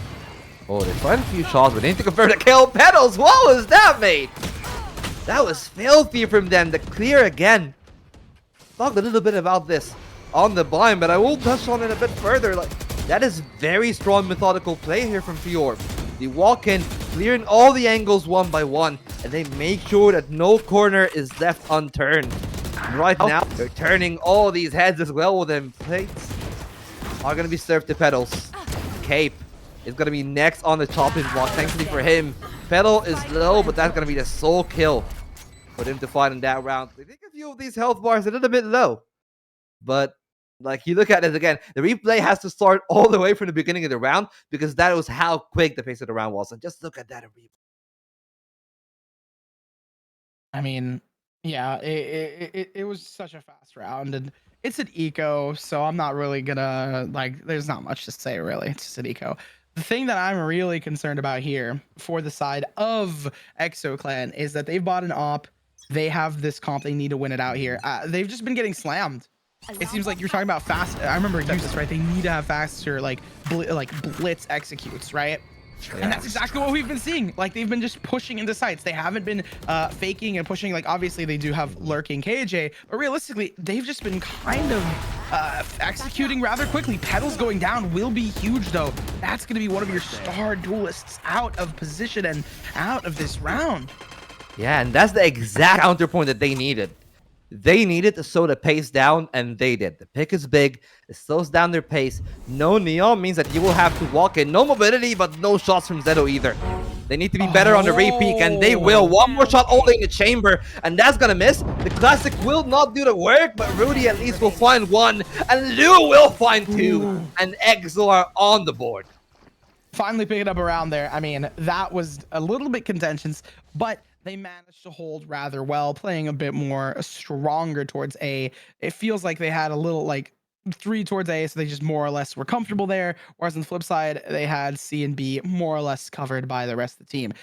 Individual plays worked out for them for EXO yet again, but I mean, again, I want to see if this steamrolls. The economy was built by Free Orbs. They have the money. They're not spare for cash, clearly. Clearly, but they can be if you are able to deny the spike plants, which I feel like has to be the main point of contention here. Because for the most part, it feels like few orbs are always able to get in the site. That last round was the only one that they got the early pick. They were able to play over the numbers advantage and then slow the pace down, and it all came down to that op. It didn't work for one of these rounds. You need to do it for another one. Holding their trigger is smart. The door is going to be open again, and it's again going to be Zello fighting these shots. The sniper is devastating. It feels like few orbs. They're just trying to butt their head in, and that might be the worst call of action, if I'm going to be honest with you. Oh, just straight into the arms of Gogs. At this point, EXO clan, they have 2 really solid ultimates, but I doubt they're going to be the most useful to execute on right now. Maybe a fast CP rotate out. Zello picking up Sands, gets another. Unfortunately, Rudy's out of dodge. EXO clan looking to see if they can find their second here. They have the numbers. Free Orbs low on HP and only a couple of seconds away from meeting an op in their face. One enemy remaining. Peeks out. Well, Zello's further back. I mean, at this point, you have it more or less locked in. Zello is just gonna try and ego this, and of course you do. Like, at this point, the confidence has been built up for this player, so you just peek it again and again, and you get rewarded for it. Now, on the side of Free Orbs, they have this op to contend with. It's a save round for them. Like, obviously, they had built up an economy, but it wasn't like so insane that they had this giant lead. Absolutely, and well, you know what? That lead is going to do that a whole lot. That's why we're seeing Free Orbs just saying, hey, enough is enough. Let's just slow the pace down. Bark is like, okay, what happened wrong in that round? And I'm going to ask you that question, so maybe you can give us the insight to what they might do after the timeout.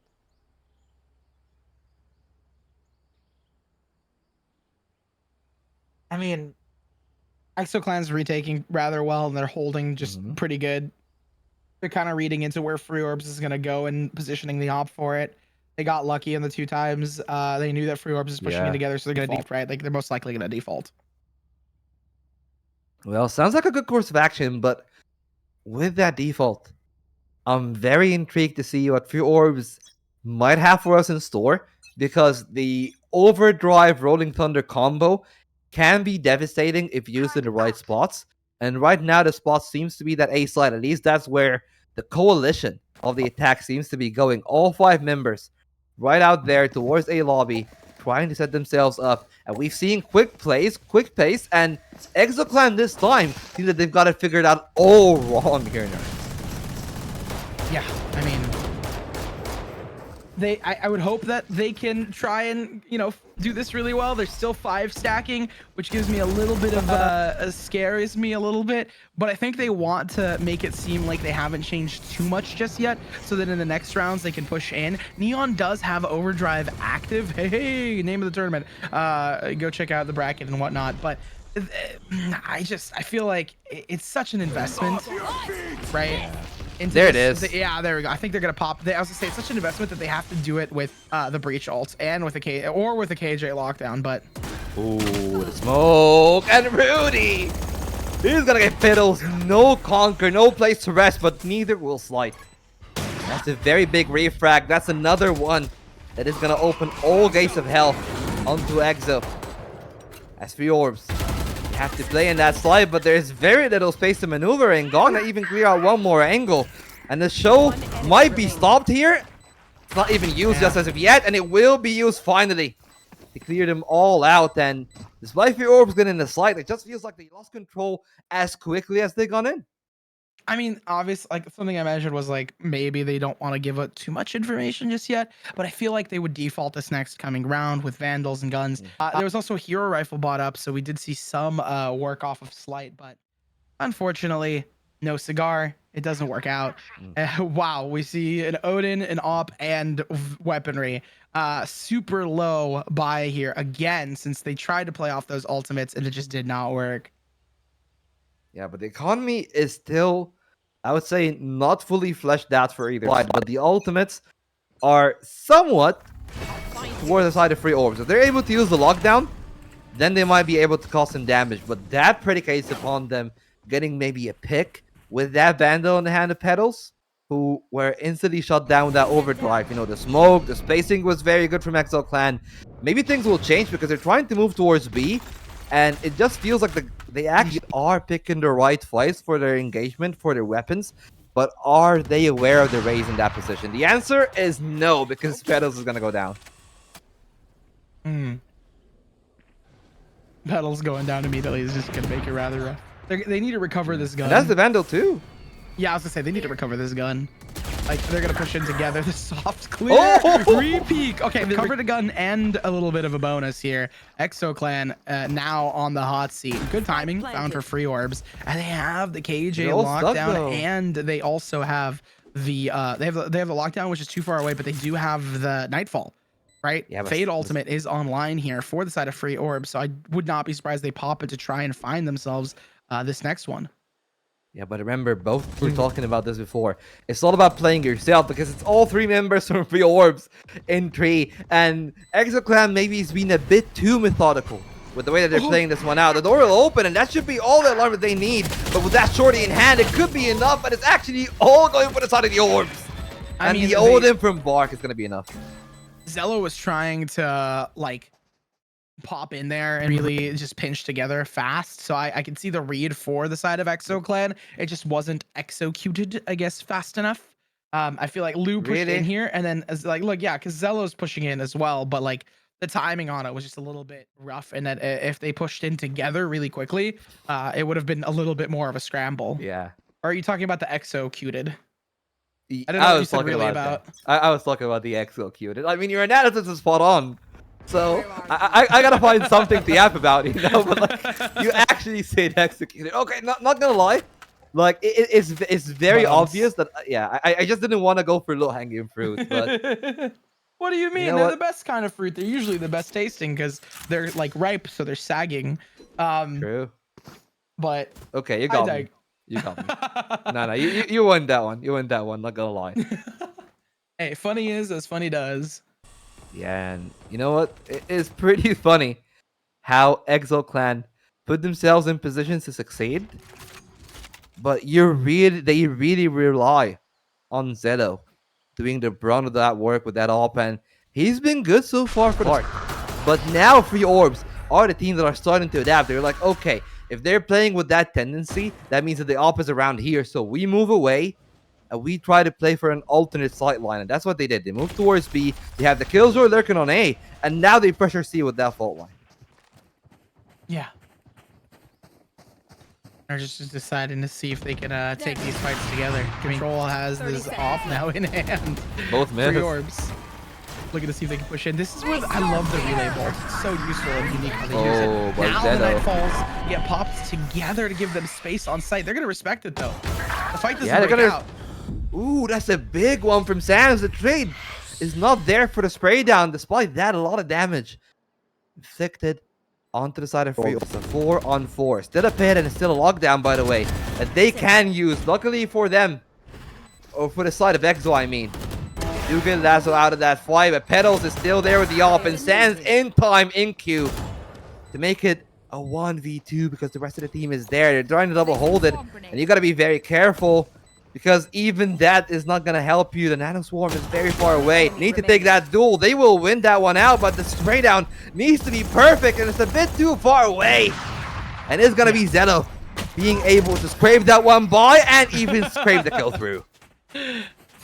Yeah, I mean, them picking it up right now is going to break it a little bit, realistically, because free orbs managed to pick up a couple of rounds there. They managed to pick up 1 round specifically, and now it's going back in favor of EXO. So they want to balance things through, but pros, they don't fake. They do not fake. And that's a big W right there from the side of EXO Clan. And much we need a round because, again, what you're doing here is that you're weakening the economy because they haven't built up the loss bonus, and your team also is in that position. But I look at EXO, and now they have the lockdown and the pit that is used, and that should strengthen their hold. It's all about slowing down the pace, and unfortunately for Zedo, that should have been dead on. but Prowler decided to tank the bullets. So Petals have to fight another day, and the lockdown will be used, but can they get in without facing any casualties? Because the retreat is starting from exit plan, and that is a perfect timing from Petals. Oh, I mean, realistically now Petals is gonna apply a lot of pressure for the side of EXO. There's a lockdown as well. Another one found. Trades going in favor back and forth. Lou going huge here. Gets it to 3v3. Bark? Yep, Wait out here. I mean, but look at the HP though. Look at the HP. Right, Lou is doing damage here, and sure they can take the fights, but Petals is so low. They go down to just a stinger in hand. The retake comes through, and the numbers looking really good for Free Orbs. Gets swiped away just as fast as it comes. Yeah, and it all started with that double from Lou, because if you look at the two players that he killed, he basically emptied the side. It became Bark right there with no quarter, no trade, and Petals was already so low for the start of the round with that tag from the op that he wasn't really off use once the late time came in and once they played around for that. So 5-5 seems to be the score, and 15 kills for Zeno on the op. I wasn't expecting Ray's op combo to be so effective, but somehow it is.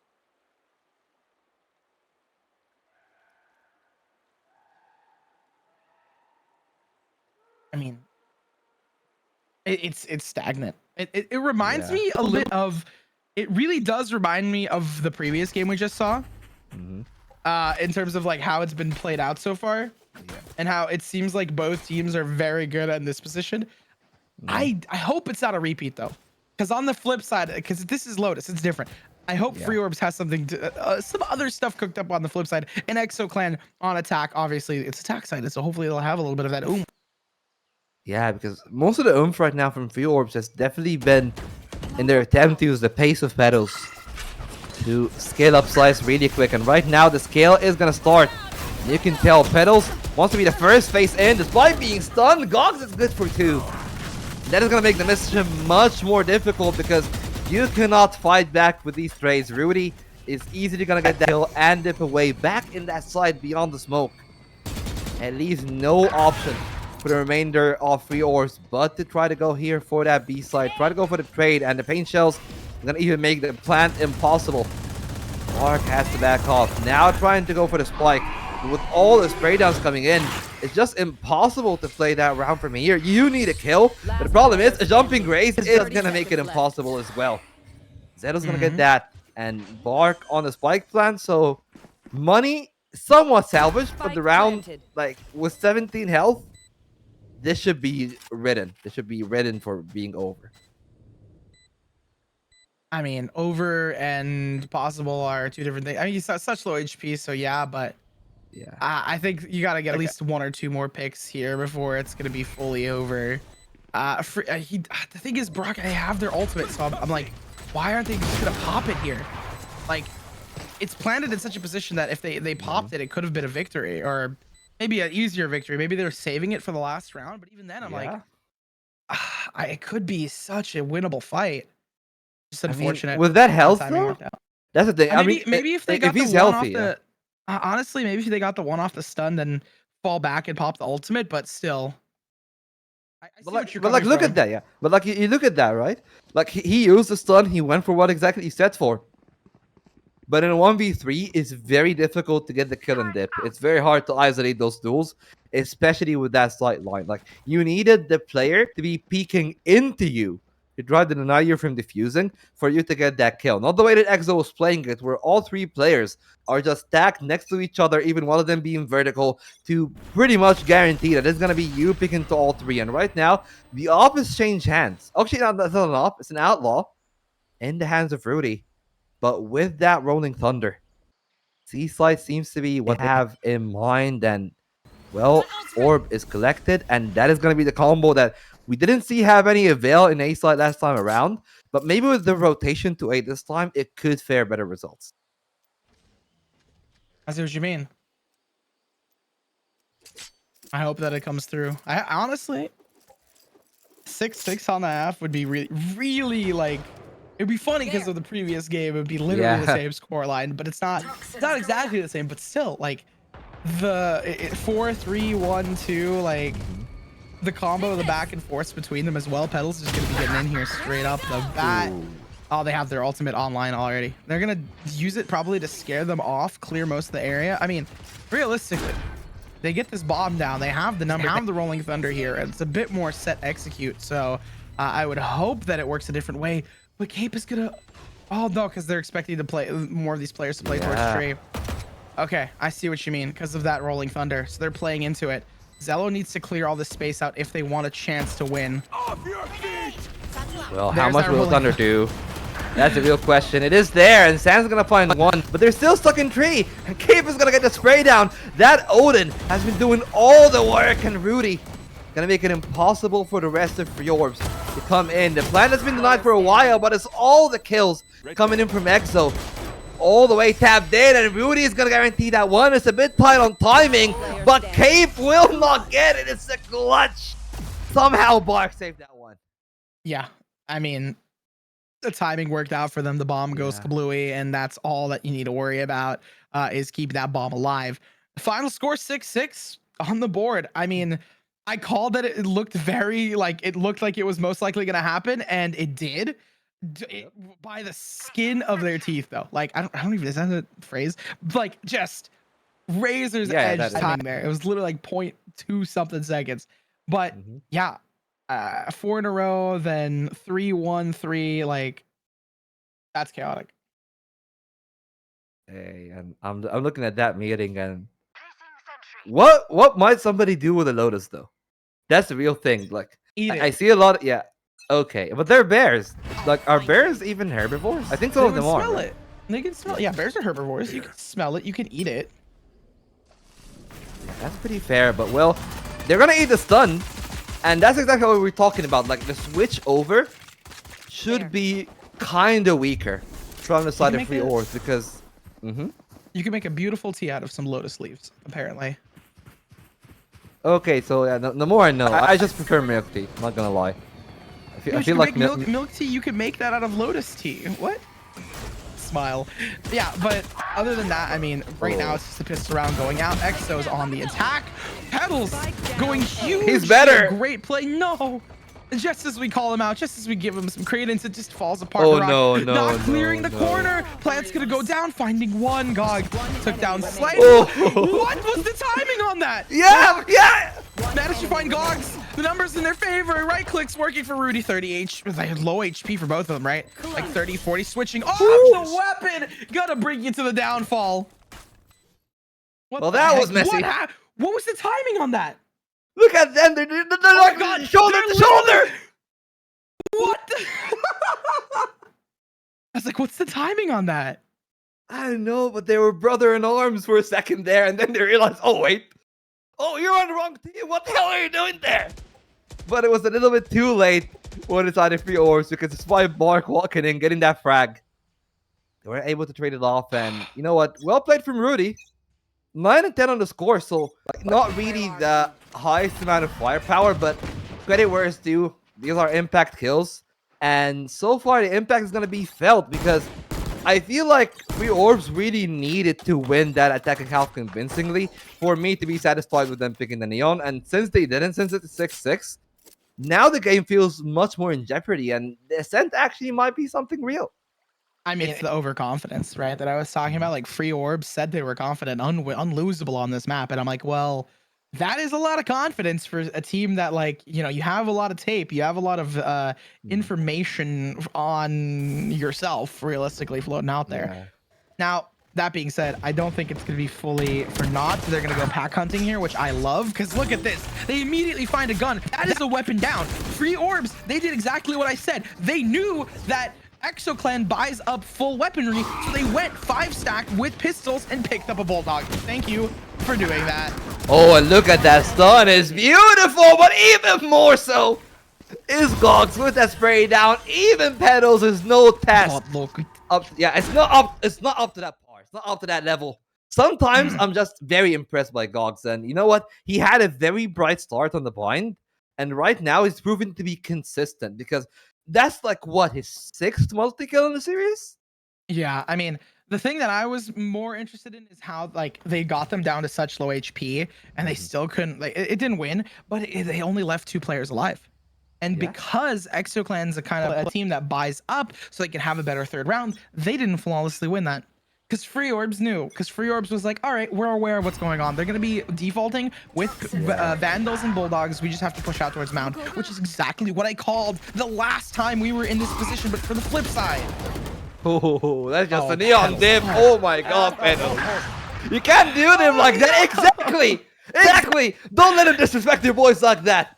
Good on you, EXO. Because that was filthy. That was absolutely filthy from Petals. And now the pace slows down yet again.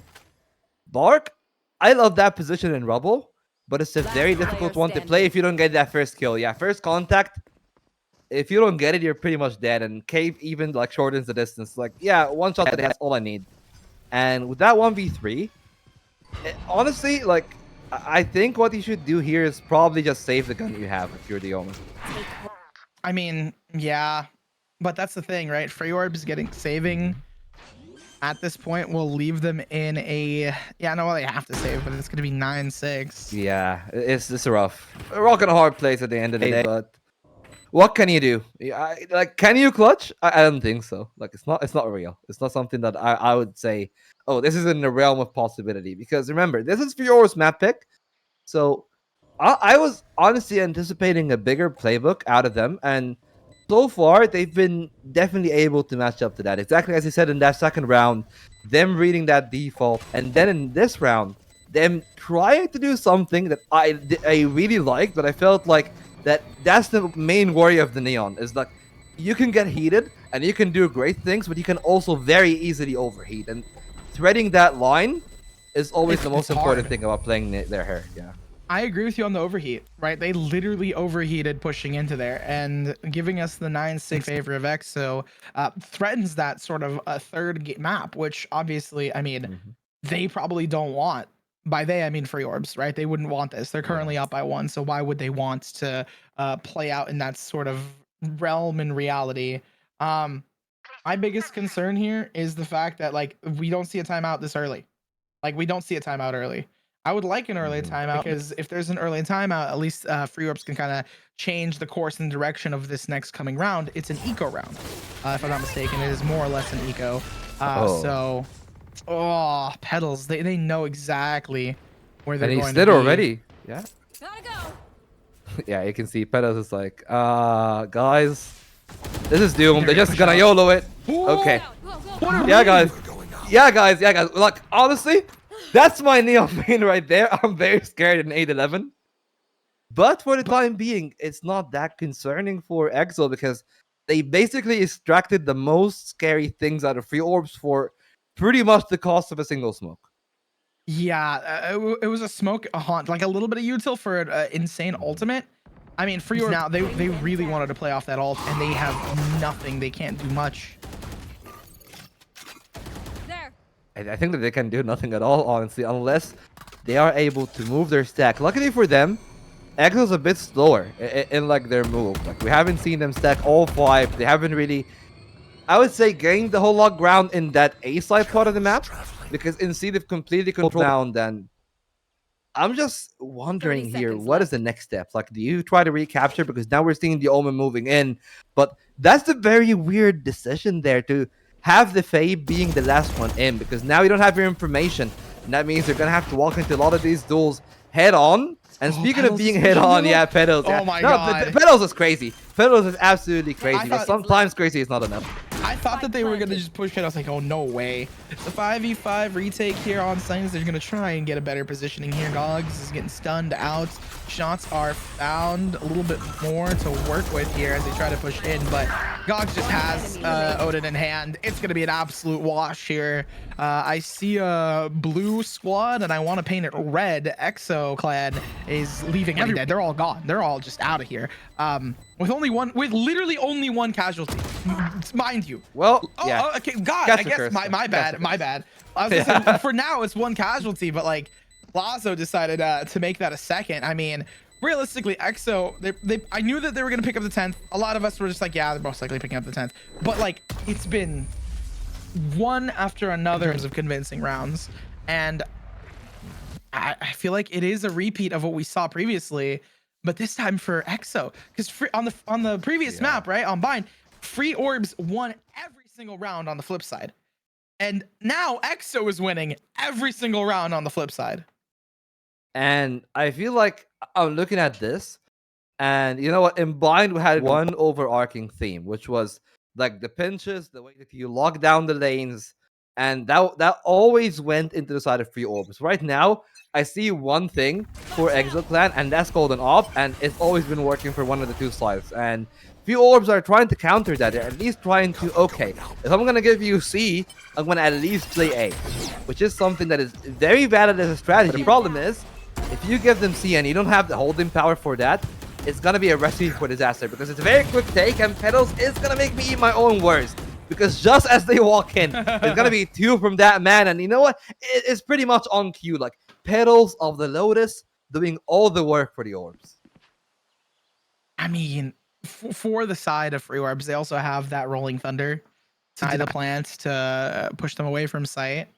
Petals is already towards halls as well, so it's even easier Slight getting spotted. But I mean, they have what it takes. They have everything positioned here. It's just a matter of seeing where they're gonna plant. I think they're gonna wait for the plant before they push in, not wanting to get early frags. Zello could have the opportunity here to a nice spray transfer if they can isolate. Oh, well, they don't. It doesn't work out. Yeah, but hey, that's good information for them, because now they know that there's a double stack in towards spawn. That is why we're seeing Zeto dig deep in here. But the problem is, they walk straight into the thunder, yet somehow they're able to trade one cape! Cape headshot!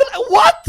Okay, back to the reality. Is huge there. Yeah. And they also pick up the Odin, so now they can spam through the smokes rather than doing much. The stun's gonna come out to try and break it. Yeah, it breaks the lockdown. Oh, there's Reyna in hand and gets them the 11th round here. The clutch found for EXO Clan. I mean, that was wild.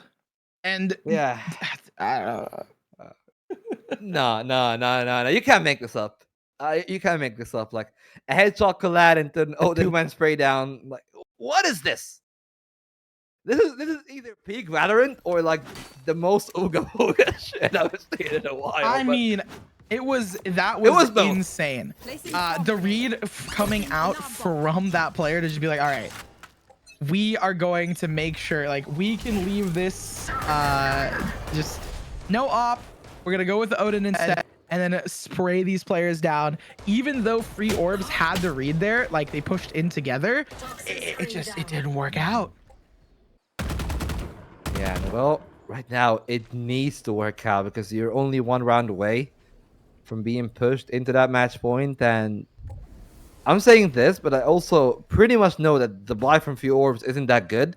They're gonna be pressured back in towards that A site, and as you can tell, not a lot of credits. But Lazo is in a perfect position to capitalize if they are unaware, which has not been the facet of the team, and it will continue to not be. Gogs, great awareness, and that's an important first pick that can ease their way into that A site, which they are going. Oh, shots come through again. It's this Odin that has just been devastating players. Free Orbs, they're going to get the easy, quick plant. I mean, spike planted. They're going to have to try and retake, but EXO Clan's just fully on the site. Losing another player. I feel like the confidence like that we've been seeing, they're like, oh yeah, you know, we're very confident on this map is what we were told, but I don't think we could see it here. EXO Clan, 3 players up, keeping that bomb alive, playing from tree, spawning these players back and forth. I mean, it's beyond difficult to dissect. There's an op as well as I believe an Odin. Shots come through for one. Okay, never mind. 2. Third one found, but look at the side. Rudy's there. A thorn. Just barely peeking out. Petals. Pros don't fake to lock in the 12. I mean, at this point, I'm still reeling off of that previous round. This has been 6 rounds in a row. Found. It's literally a copy paste of the previous game, except instead of going in Free Orbs' favor, it's going in EXO Clan's. Yeah, and EXO Clan's has been just playing, like, I feel like they played the way that you would expect a team to want to counter Neon Breach. Is just, you try to slow down the pace when you can, especially in that second half, because again, It's almost the same tale where when you move over to the other half from the 6-6, it's just been complete domination, and it looks like it will continue to be because even Petals, even the almighty Petals, could not hold it, but maybe Slice might be up to that task now. They got the spike running back towards C, where there is a player, and all eyes are going to be on Sans. That is a Vandal, but they are blind as a bat. Despite that, they might have sprayed both down. Luckily for Rudy, he will not be spotted beyond the paranoia. And Oh man. Oh no, not a knife. Not a knife. They're both of them walk up for him, but Slice somehow saves it. And it is a 1-on-1. That save might have been the deciding factor here for the side of Free Orbs. If it is a 1v1, the spike is down, the timing is there. Yeah, and they were gonna walk back in. Right through the smoke. Feel doesn't really give a whole lot of information. Neither does the Prowler. And now he's not suspecting Spawn. He's looking, he saw the shoulder, but too little, too late. Same scoreline, by the way. Exact same scoreline. It's just swapped between the two teams. That's 7 in a row picked up on the side, leaving us at 13-6, but flipping sides. We literally watched the same game on 2 different maps. Not the same game because it's been played differently, but a really similar game on 2 different maps with the exact same scorelines. That is wacky tobacco.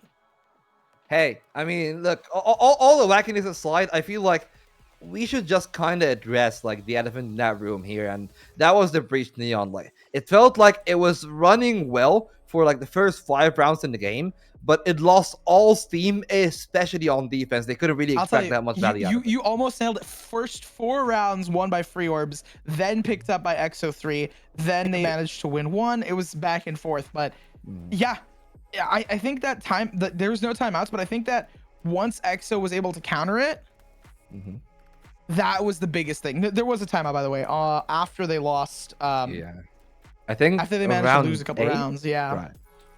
Yeah. Well, I mean, we're gonna take a timeout ourselves because, as all things in Valorant, somehow we all end up in Ascent. So it's gonna be it. Like it's gonna be the decider. We're just living in the Ascent world. Like, get out of the pool, please. I beg you.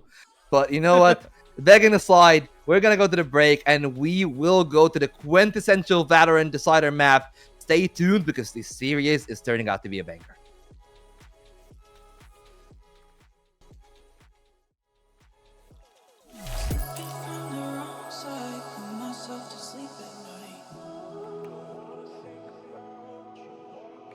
Fumes are running so high, I don't wanna be alive.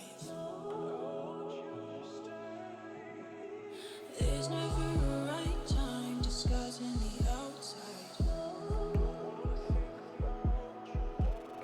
What's going on inside, losing track of my own mind.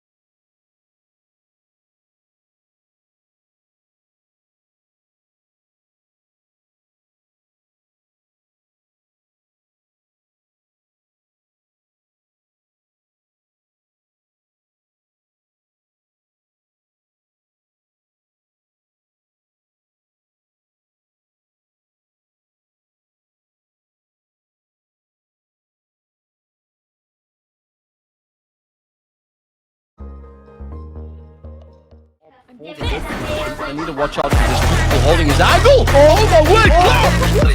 Yo, forced to swing and does do so with an updraft Wolverine. Not expecting the second one there. Lewis still with the blade storm is going crazy. Drop down the operator and pick up the vandal. Last round and care.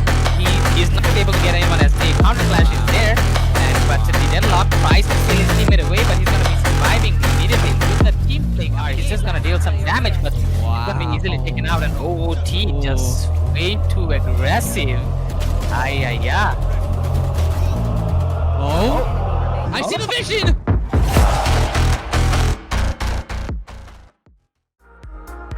Well, all things seems to be repeating themselves today, and it is me and Nerd with you, ladies and gents, for the third time of the day.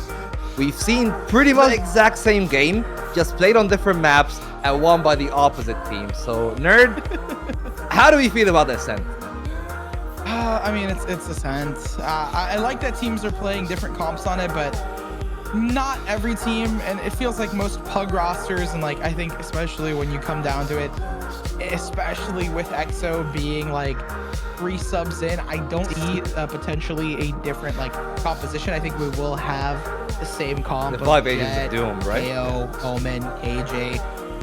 But you know, it's Sova. Sorry, just to complete the 5.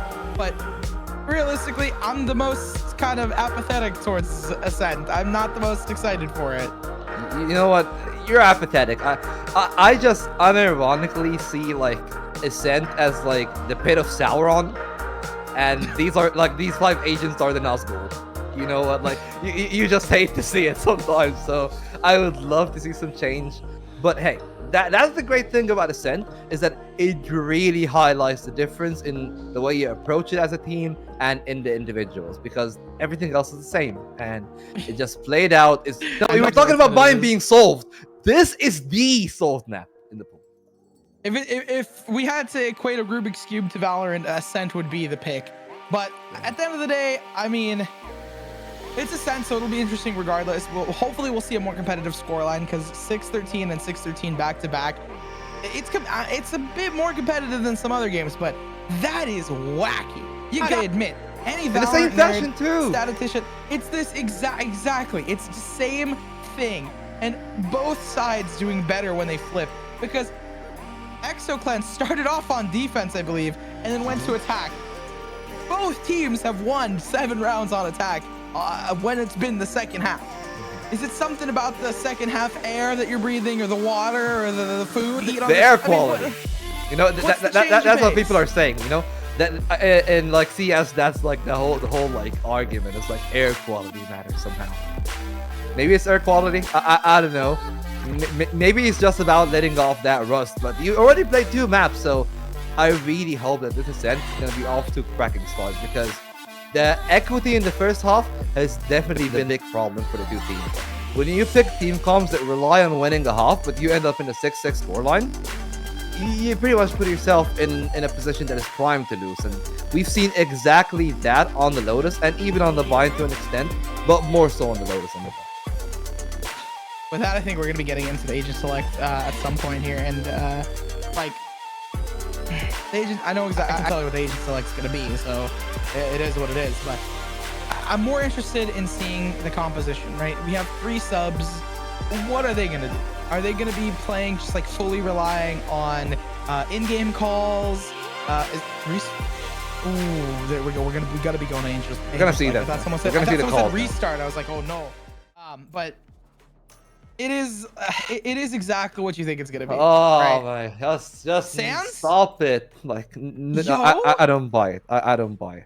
You don't buy the Viper? I buy the Viper, please. I mean, I would love it, but I'm gonna be honest. Oh, okay. Good kind of change of pace. I feel like that's a great change of pace. And you know what? Like our producer is like la comp, and you know what? They might be pulling that off because we already seen a triple. It could have been a triple initiator angle, but it is like a weird hybrid where it's like somewhat playing into that double initiator dabble. But I just feel like losing the Sentinel here. I just don't feel like you have Viper kind of filling in as the Sentinel. I get it. Is it as strong as Killjoy though? No. Yeah. in my opinion. I mean, honestly, even Chamber is kind of like but you know, that's just my opinion.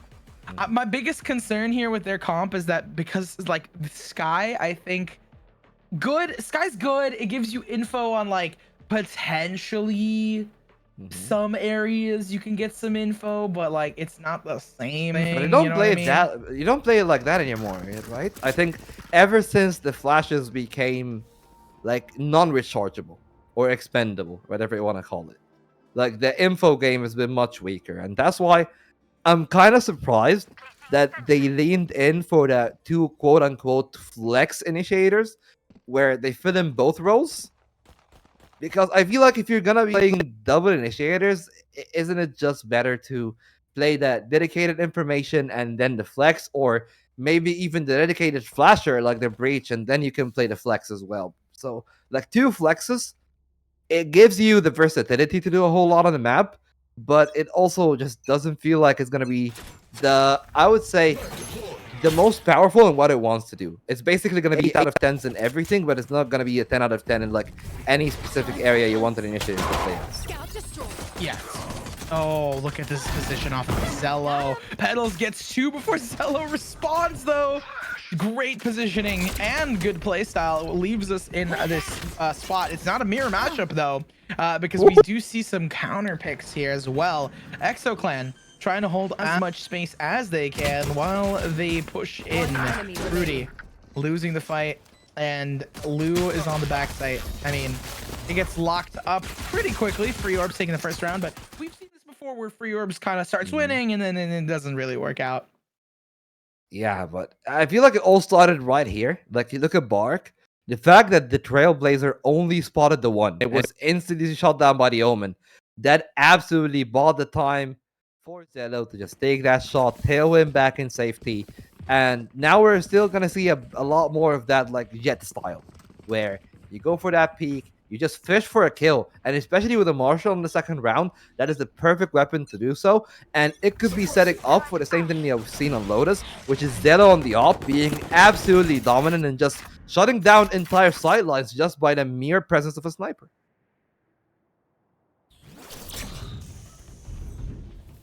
Shots more than just come through. They need to like take as much as they can, right? I need to be super consistent with it. Free Orbs, they're the team that buys up 3-ish rifles, and then they play, you know, with that. Bark out here with the spike. That's my biggest concern, is right, they're pushing in the mid with the spike more or less solo. There we go. KO's gonna back them up so they can play together on this push. Yeah, and KO Live here is going to be a very big value if you spot someone on B, but unfortunately for them, just look where the Jet is. She's all the way across in Zello. Might have got the perfect angle there. If that would have landed, that actually might have done a whole lot of work for the defense. With EXO Clan, they have the right setup. They're just about using that crossfire because they're pushing a bit too far for my own liking, but the time is going to be against the attack, and now they're trying to fight back. But the time is of the essence. Gogs finding that timing. 2 players on the side, heaven and hell. Which one of them will prevail? Looks like Free Orbs are trying to find those kills, and the classic from that far away is not going to do a whole lot. But maybe the Bulldog will. Zeta found that gun. For an upgrade. No wall bangs and kills so far. 1v3. And sure, some of the health bars are kind of tagged from the side of Free Orbs, but they're not going to give him any free duels unless they do for the first. Where's the trade, though? It's not there. And remember, Petals is 1 HP. If Petals is spotted, this might be as well game over, but Petals will not be that. He will be the one to give the insurance clean headshot on that one. One that is very much needed, but at the same time, it is still an expensive round on Free Orbs' side. Yeah. I mean, it's one of those things where like you want to maintain 3 players alive so you can keep those 3 weapons that they buy, and they managed to keep 2. So as you can see, it's not super bad, right? It's not like completely out of the question.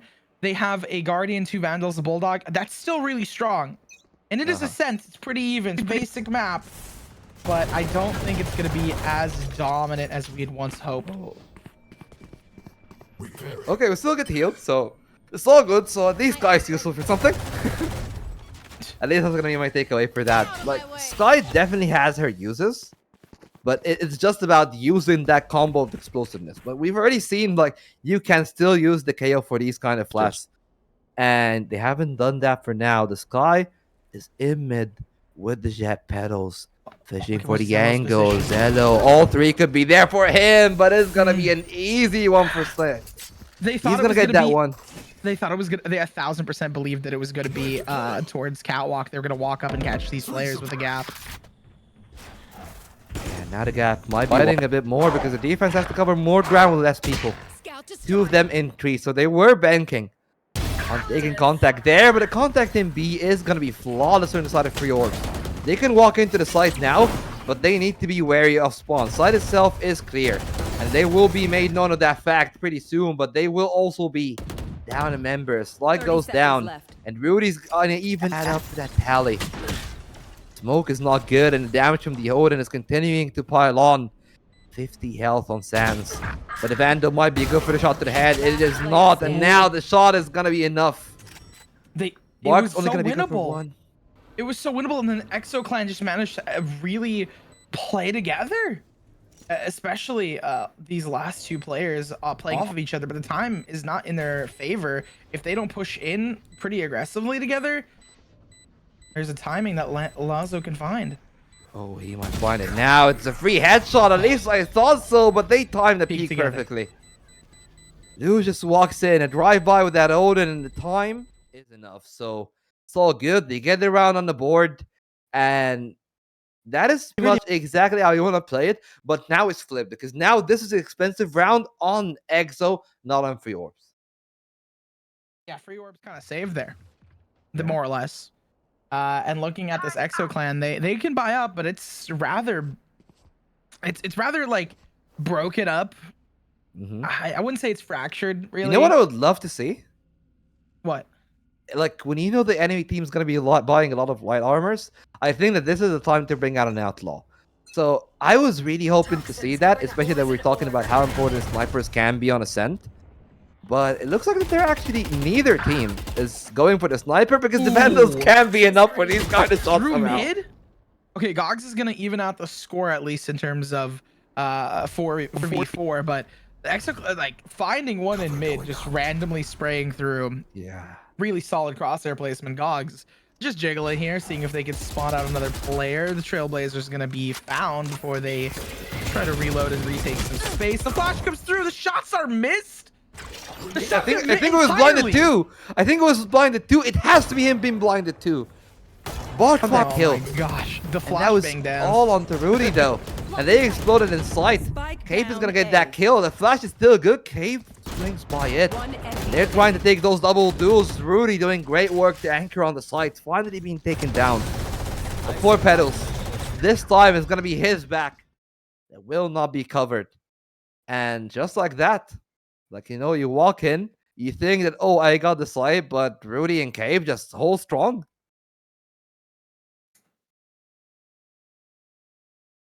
I mean, realistically, it makes a 2-2, right? Going first towards free orbs, then towards EXO. I mean, it's kind of the normal pace of the game. You start picking up some steam. But looking at EXO, right? Okay, we get the scoreboard back up. Smile. Yippee! They don't have anything for the side of free orbs. See, I was gonna make a fool of myself because I forgot. Was it the bottom or the top? All spotted. This is perfect. This is Gogs' hunting ground. All 4 in the paranoia, and they're looking at A main. So with them dying down, this should be a meat grinder here. For the side of EXO, they will find the first 2. It's a save for free orbs. That's what I wanted to double check. I was like, it's free orbs that's saving this round because they just lost 2. Yeah, makes sense. Lazo, what the? Okay, well. That's the second one that is just a stunner. But speaking of stunners, that's not a stunner. That's a killer right there on that shot. I just want to look at the first shot, though, from the Omen. Just look at the adjustment that he makes. Let's look at this.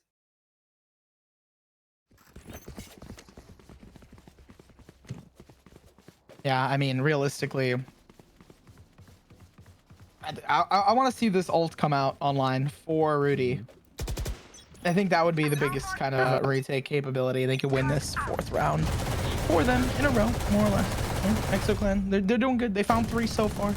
Could be 4 in a row if they just honestly play off of these ultimates and off these play. I mean, it's Ascent. Free Orbs is losing players pretty quickly. They have a lot of mid control here, which is great, but I want to see what Bark is going to be able to do out of mid control because Zello is holding it. So it's not like they can take it and like really do something with it because Market's been contested and so has most of CT. Yeah, and that contest right there that they tried to play into was the thing that actually lost them that initial peak. And now they're trying to play for it. I understand that from the shadows.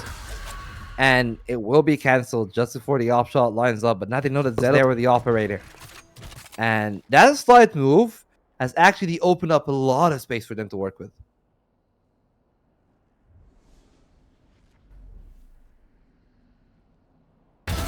Waiting here. Oh, good shots.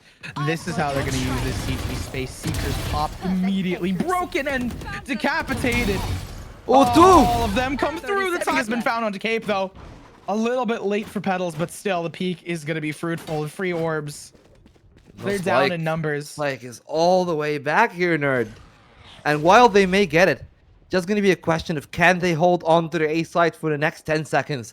They need to at least. It looks like it just too much respect from EXO Clan, if I'm going to be perfectly honest with you. Because now the spike is going to be guaranteed to go down. But as soon as they hear it, all 3 line up. And the Viper will be easy pickings for Rudy's. All onto Petals. And he might be in a spot to do some work, though. The flash doesn't catch him. But he needs to find the heads. He finds the first. Adjustment on the second, but it's not good enough. No.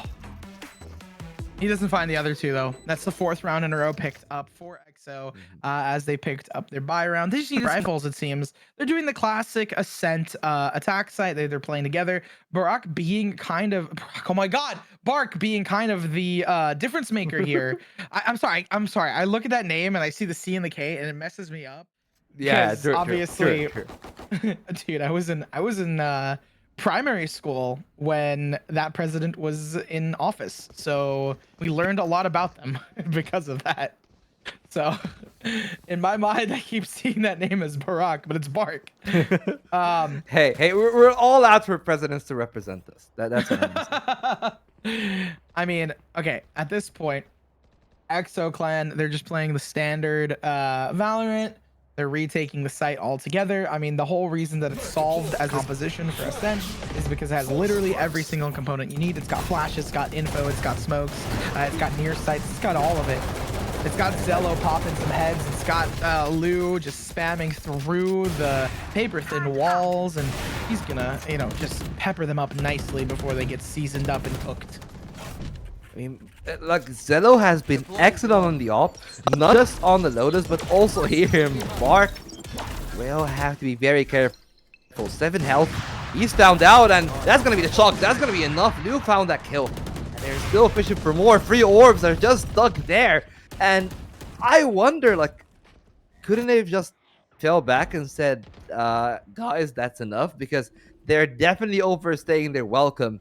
And unfortunately for them, they are met with a barrage of bullets, even op shots revealed again. And Slight, he's not in a slight problem, he's in a disastrous situation here because everyone is on their tail. And Lou's gonna easily get that one. I mean, at this point, you take a timeout. You've just lost 5 in a row. You won the first 2 opening picks, but realistically, I think timeout's what needs to happen. Mm-hmm. And I mean, if I'm looking at the timeout, I'm just going to ask the same question that I've been asking myself ever since that we've seen Zello on the sniper on Lotus. How do we break that mold? We're supposed to have not 1, not 2, but 3 flashes to work with, because you can count the paranoia as well somewhat, So I'm saying 3 flashes. They used 2 of them, at least used the Sky and the KO, and they weren't successful. But this time around, finally we're seeing some success. The Viper is going to split that sight line, and they're trying to play away from the op. But you know what? The fact that you do all this in the one round that you don't have the firepower does actually give me the fact that they have learned to adjust quickly. But it might be in a round that it doesn't really add up to much weight. At least they might get the spike plant, And with it being a 5-on-5, especially with the Viper split, I'm starting to have some doubts. Spike planted. Yeah. Doubts, but I honestly, I doubt it, but I think that it's possible to work here, especially because look There, at they how invested. aggressively they're going to place it. It can give a lot of early control. The speed that Free Orbs is entering on this newfound and could be the remedy to their madness. Petals on the flank, making sure that they have it safe, since they technically don't have a Sentinel to work with here on this attack side. Now, Rudy, they have this null command that they've just been saving for basically the majority of this game. I really want them to use it because it's a really good time for it, but they just have been leaving it up to chance. Cape gonna find the first onto stands, so no more Viper's Pit as their fight breaks out. Zello and Rudy taking the fights, losing the fights, unfortunately. Ooh, Lazoo though. That man is insane with that sheriff. Like it's just been I just went beautiful. hunting. Yeah, and every time he goes hunting, he just proves that he's the quick draw. You know, like the sheriff, pretty crisp, pretty precise, and with them winning that thrifty, like that just for me definitely flips the equation. Because while the side of EXO clan still have the money, this is gonna make it very strenuous on them. If we open the scoreboard again, because I don't want to see the guns. I know that they have guns. It's just a matter of me wanting to see if they actually have the backup. Because you see, 2,500 creds, I feel like that's enough for them to buy for one more round of unit.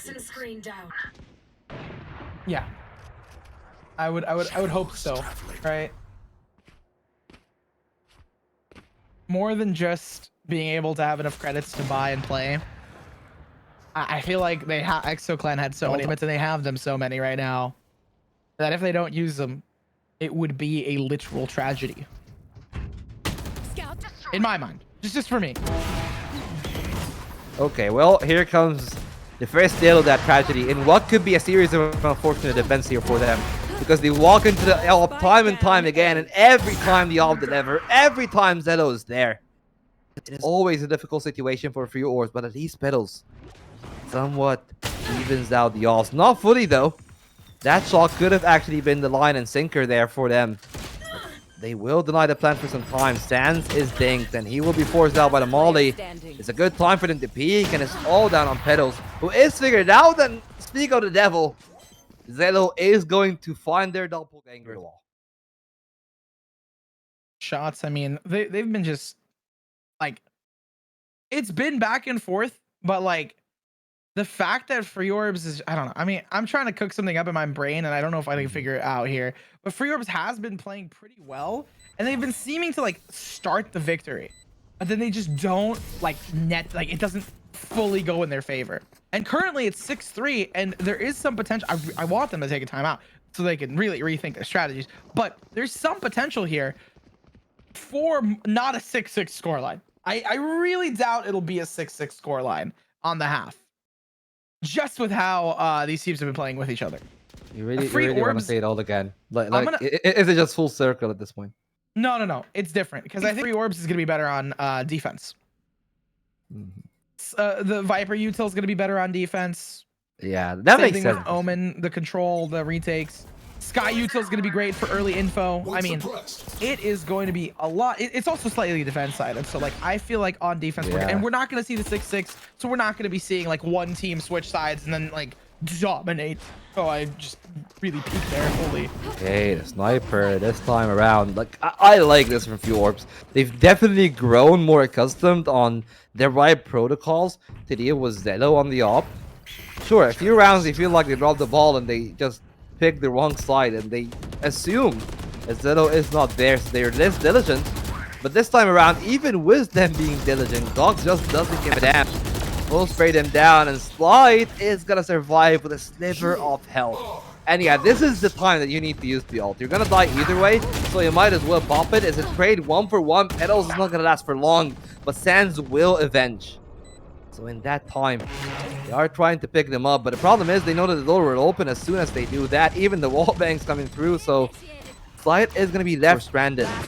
Now it's a 2-on-3, making it 1-on-3. And President Barack, you are in danger, and there is no Secret Service. There is no cover for you. And it will be finally us getting rid of that 6-6 curse.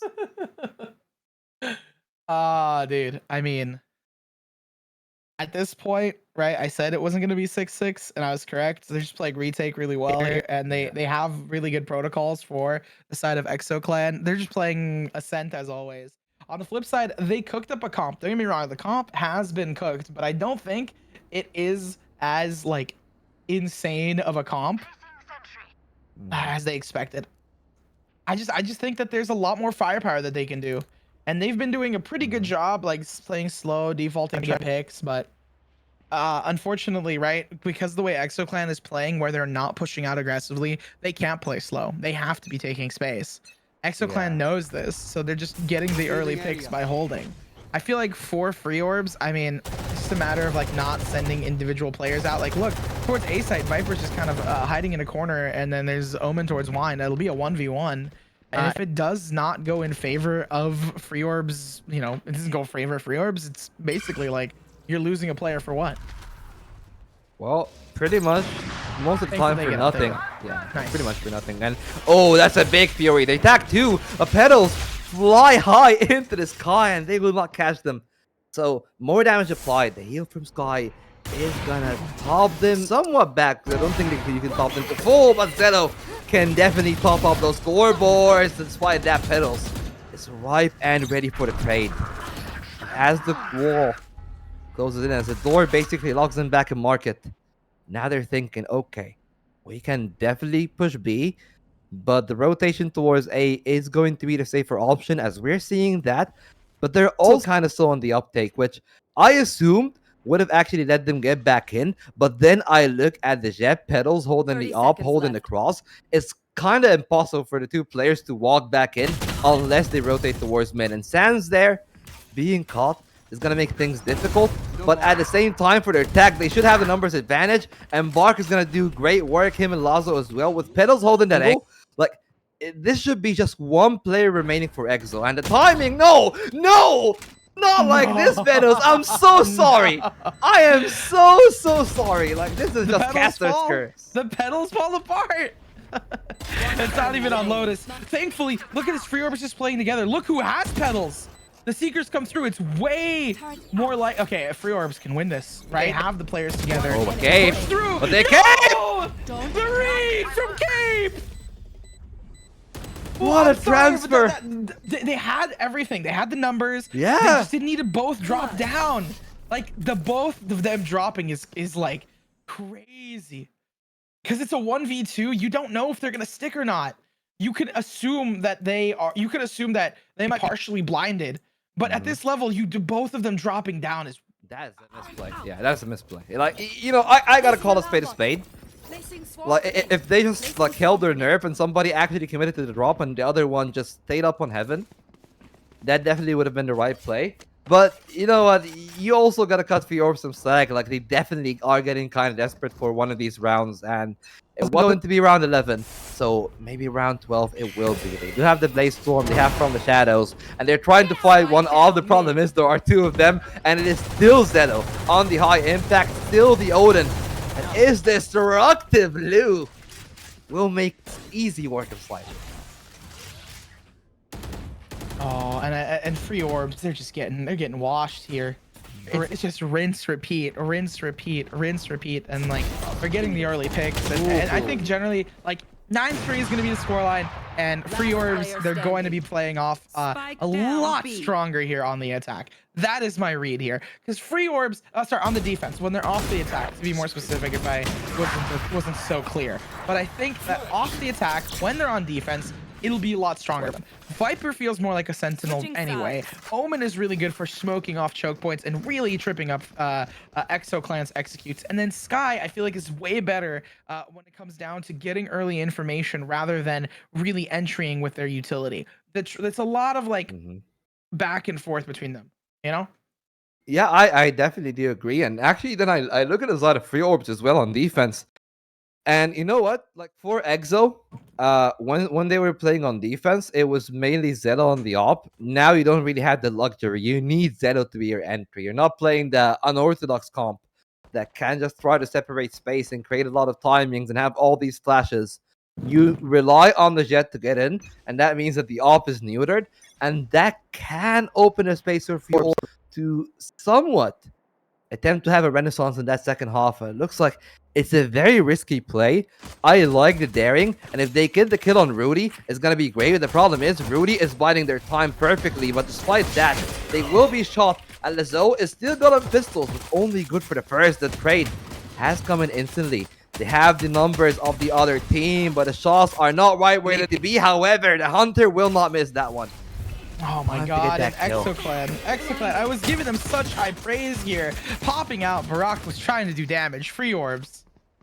Like, I was giving such high praise, so like this could be a situation where it wins out, but unfortunately just not happening, right? EXO-Clan has been dismantling them just by hitting their shots and being able to win. That's going to be potentially, basically, 11 rounds won, right? Real, if you think about it. Yeah, I mean, should be pretty much, but I feel like this just rolls back into the point that I just mentioned a few rounds ago, where free orbs at this point, they just feel desperate. At least that's what that's the read that I'm getting from that play on mid. Like they really wanted a frag, they really wanted engagement. I wonder. They should have. They really should. Please smile. Scoreboard, please smile. Yeah, thank you. I wanted to see if they are. I want to see they if they kind of are. Like kinda, but yeah, I see what you mean. Yeah, I mean, these sheriffs are kind of a big expense, honestly, if you're looking at the YouTube for the following round. But if they're able to get a frag, that's all going to be worth it. Because they drop one of these guns. Sure, it's only the Stinger, but they get control of A main. They get the information that they need. And with them picking the gun back, they need to make a quick move on towards B, where Sans is present. Also, the KO is there.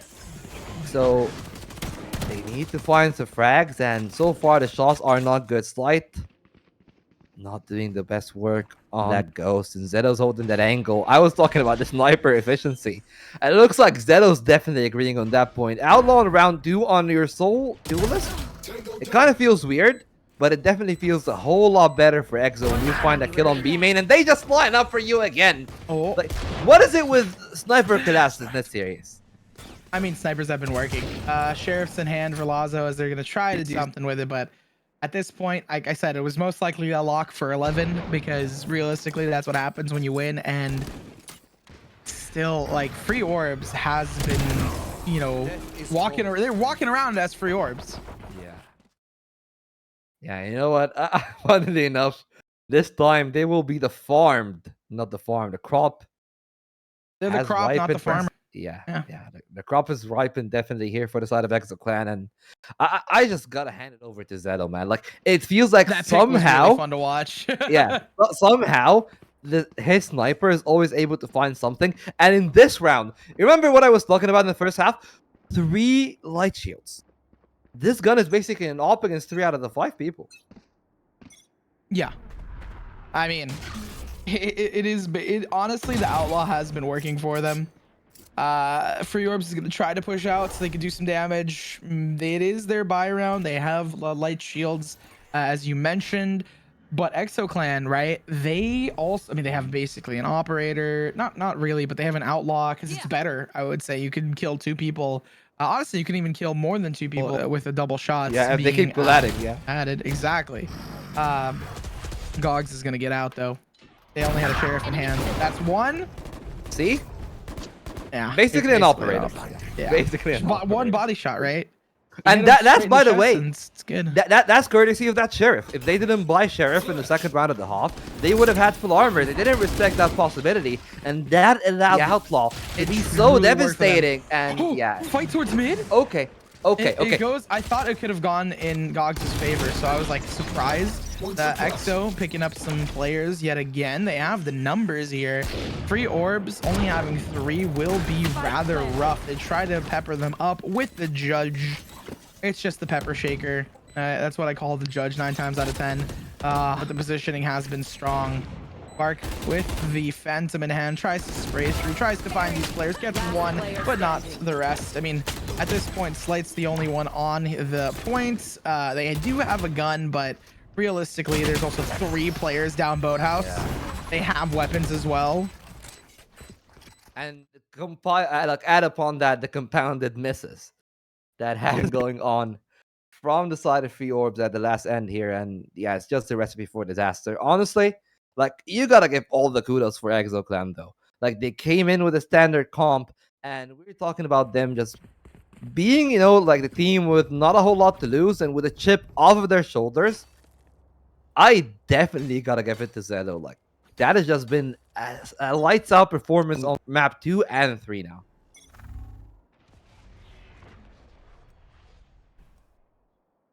Just waiting. I mean, Free Orbs, right? It's every round, and that's not a great way to start yours. Well, there's only one more round left, apparently. No, they've taken another one down mid. 13-3 is the call for me. I mean, it's pretty easy to see. Lazo's gonna pick up one, so it's not gonna be as easy for EXO Clan. That one didn't. I could have had a better rhyme there, but EXO Clan now. I mean, they have an ultimate to boot. They have the player advantage. They should have some sort of weapon advantage. It was a force buy for Free Orbs, so they do have a fairly broken buy. Slight's just chilling down towards B, but I mean, looking at the positioning of EXO Clan, they have the read that A is clear. Well, right now, let's see if EXO are able to gather the clan and prove that the clan ain't nothing to mess with, because so far they definitely have been. It's been a shaky start, but from that point onwards, they've been playing a bit better. But just as I say that, Cape goes down. Sure. Like, don't get me wrong. It's a good takeaway there. It actually makes the round very playable. But then I look at this. There's still a Hunter's Fury with a very open plan. So the situation looks fine. Oh yeah, it's if Lou's just gonna fall back here and chill and wait for these players to come through, because they don't know that if main is clear or not. They have someone there, so they're not gonna go back. Now they know. Oh, now they do. Rudy's there as well. What an interesting. It works. What an. I mean, I didn't even flash him. It just was a diff in terms of aim. Yeah, it works. That's it. Like GG. Like that is the one game that I feel like you just gotta say that was not close between the two sides. At least the first half was competitive on both the Lotus and what's it called? The first map, the Bind, yeah. But here on the Ascent, it's just been a wipeout. Yeah, I mean, I don't really have too many notes. I'm gonna be real. You gotta pull the card. I didn't really have too many notes. It was just an insane thing to watch, especially after the repeat of both of those rounds. I had a lot of faith in Free Orbs when they switched sides. Maybe they need to, cook with the composition a little bit more. Go back into the kitchen, toss the pan around. But realistically, GG's. EXO Clan's gonna be winning 2-0. I call a 2-1. I mean, I thought potentially there was gonna be a 2-0 at the beginning because Free Orbs was confident, but it seems like the overconfidence is what kind of bit them in this last one, where they looked at this comp and decided to that, I mean, I've said my piece. I mean, for me, my piece is going to be on the individuals themselves. Like, Zelo has been stellar on both of the maps that EXO Clan were able to win on. And you know what? That's not taking anything away from the rest of the team, because I think the rest of the squad has definitely also pulled their weight. Everybody's added to the game. And for me, like, I just look at Rudy and the fact that, like, that kind of leadership, to be able to have 3 players in that quickly. That's sure, they're all competent players, they're all high-level players, but it didn't feel like that there were any slouch against the Orbs, especially on a map that is, like, not even just the Ascent, on the Lotus too. That was the one that I was like, okay, I can see that they're definitely cooking something out here. And especially with a sniper being in the hand of Zelo, that was just like the little bit of perfect salt, like to add to that little bit of pepper, and they rubbed it on their wounds. And honestly, maybe it just festered enough to the point that they were able to win the series. Well, with that, we just got word that there's going to be no interview. Hats off to these players. Hats off to both teams. Remember, as always, stay safe, stay healthy, have a wonderful rest of your day, evening, night, or morning, wherever you are on this beautiful globe. And that's me out. Bolt? Well, I mean, that's me out too, so Cheers. I need to watch out for this people holding his angle. Oh my word! Yo, forced to swing and does do so with an updraft Reed. Not expecting the second one there. Lewis with the blade storm is going crazy. Drop down the operator and pick up the back though. Last round and care. He is not counter clash is there, and but the deadlock tries to steal his teammate away, but he's gonna be surviving immediately with the team play card. He's just gonna deal some damage, but he's gonna be easily taken out. And OOT just way too aggressive. Yeah.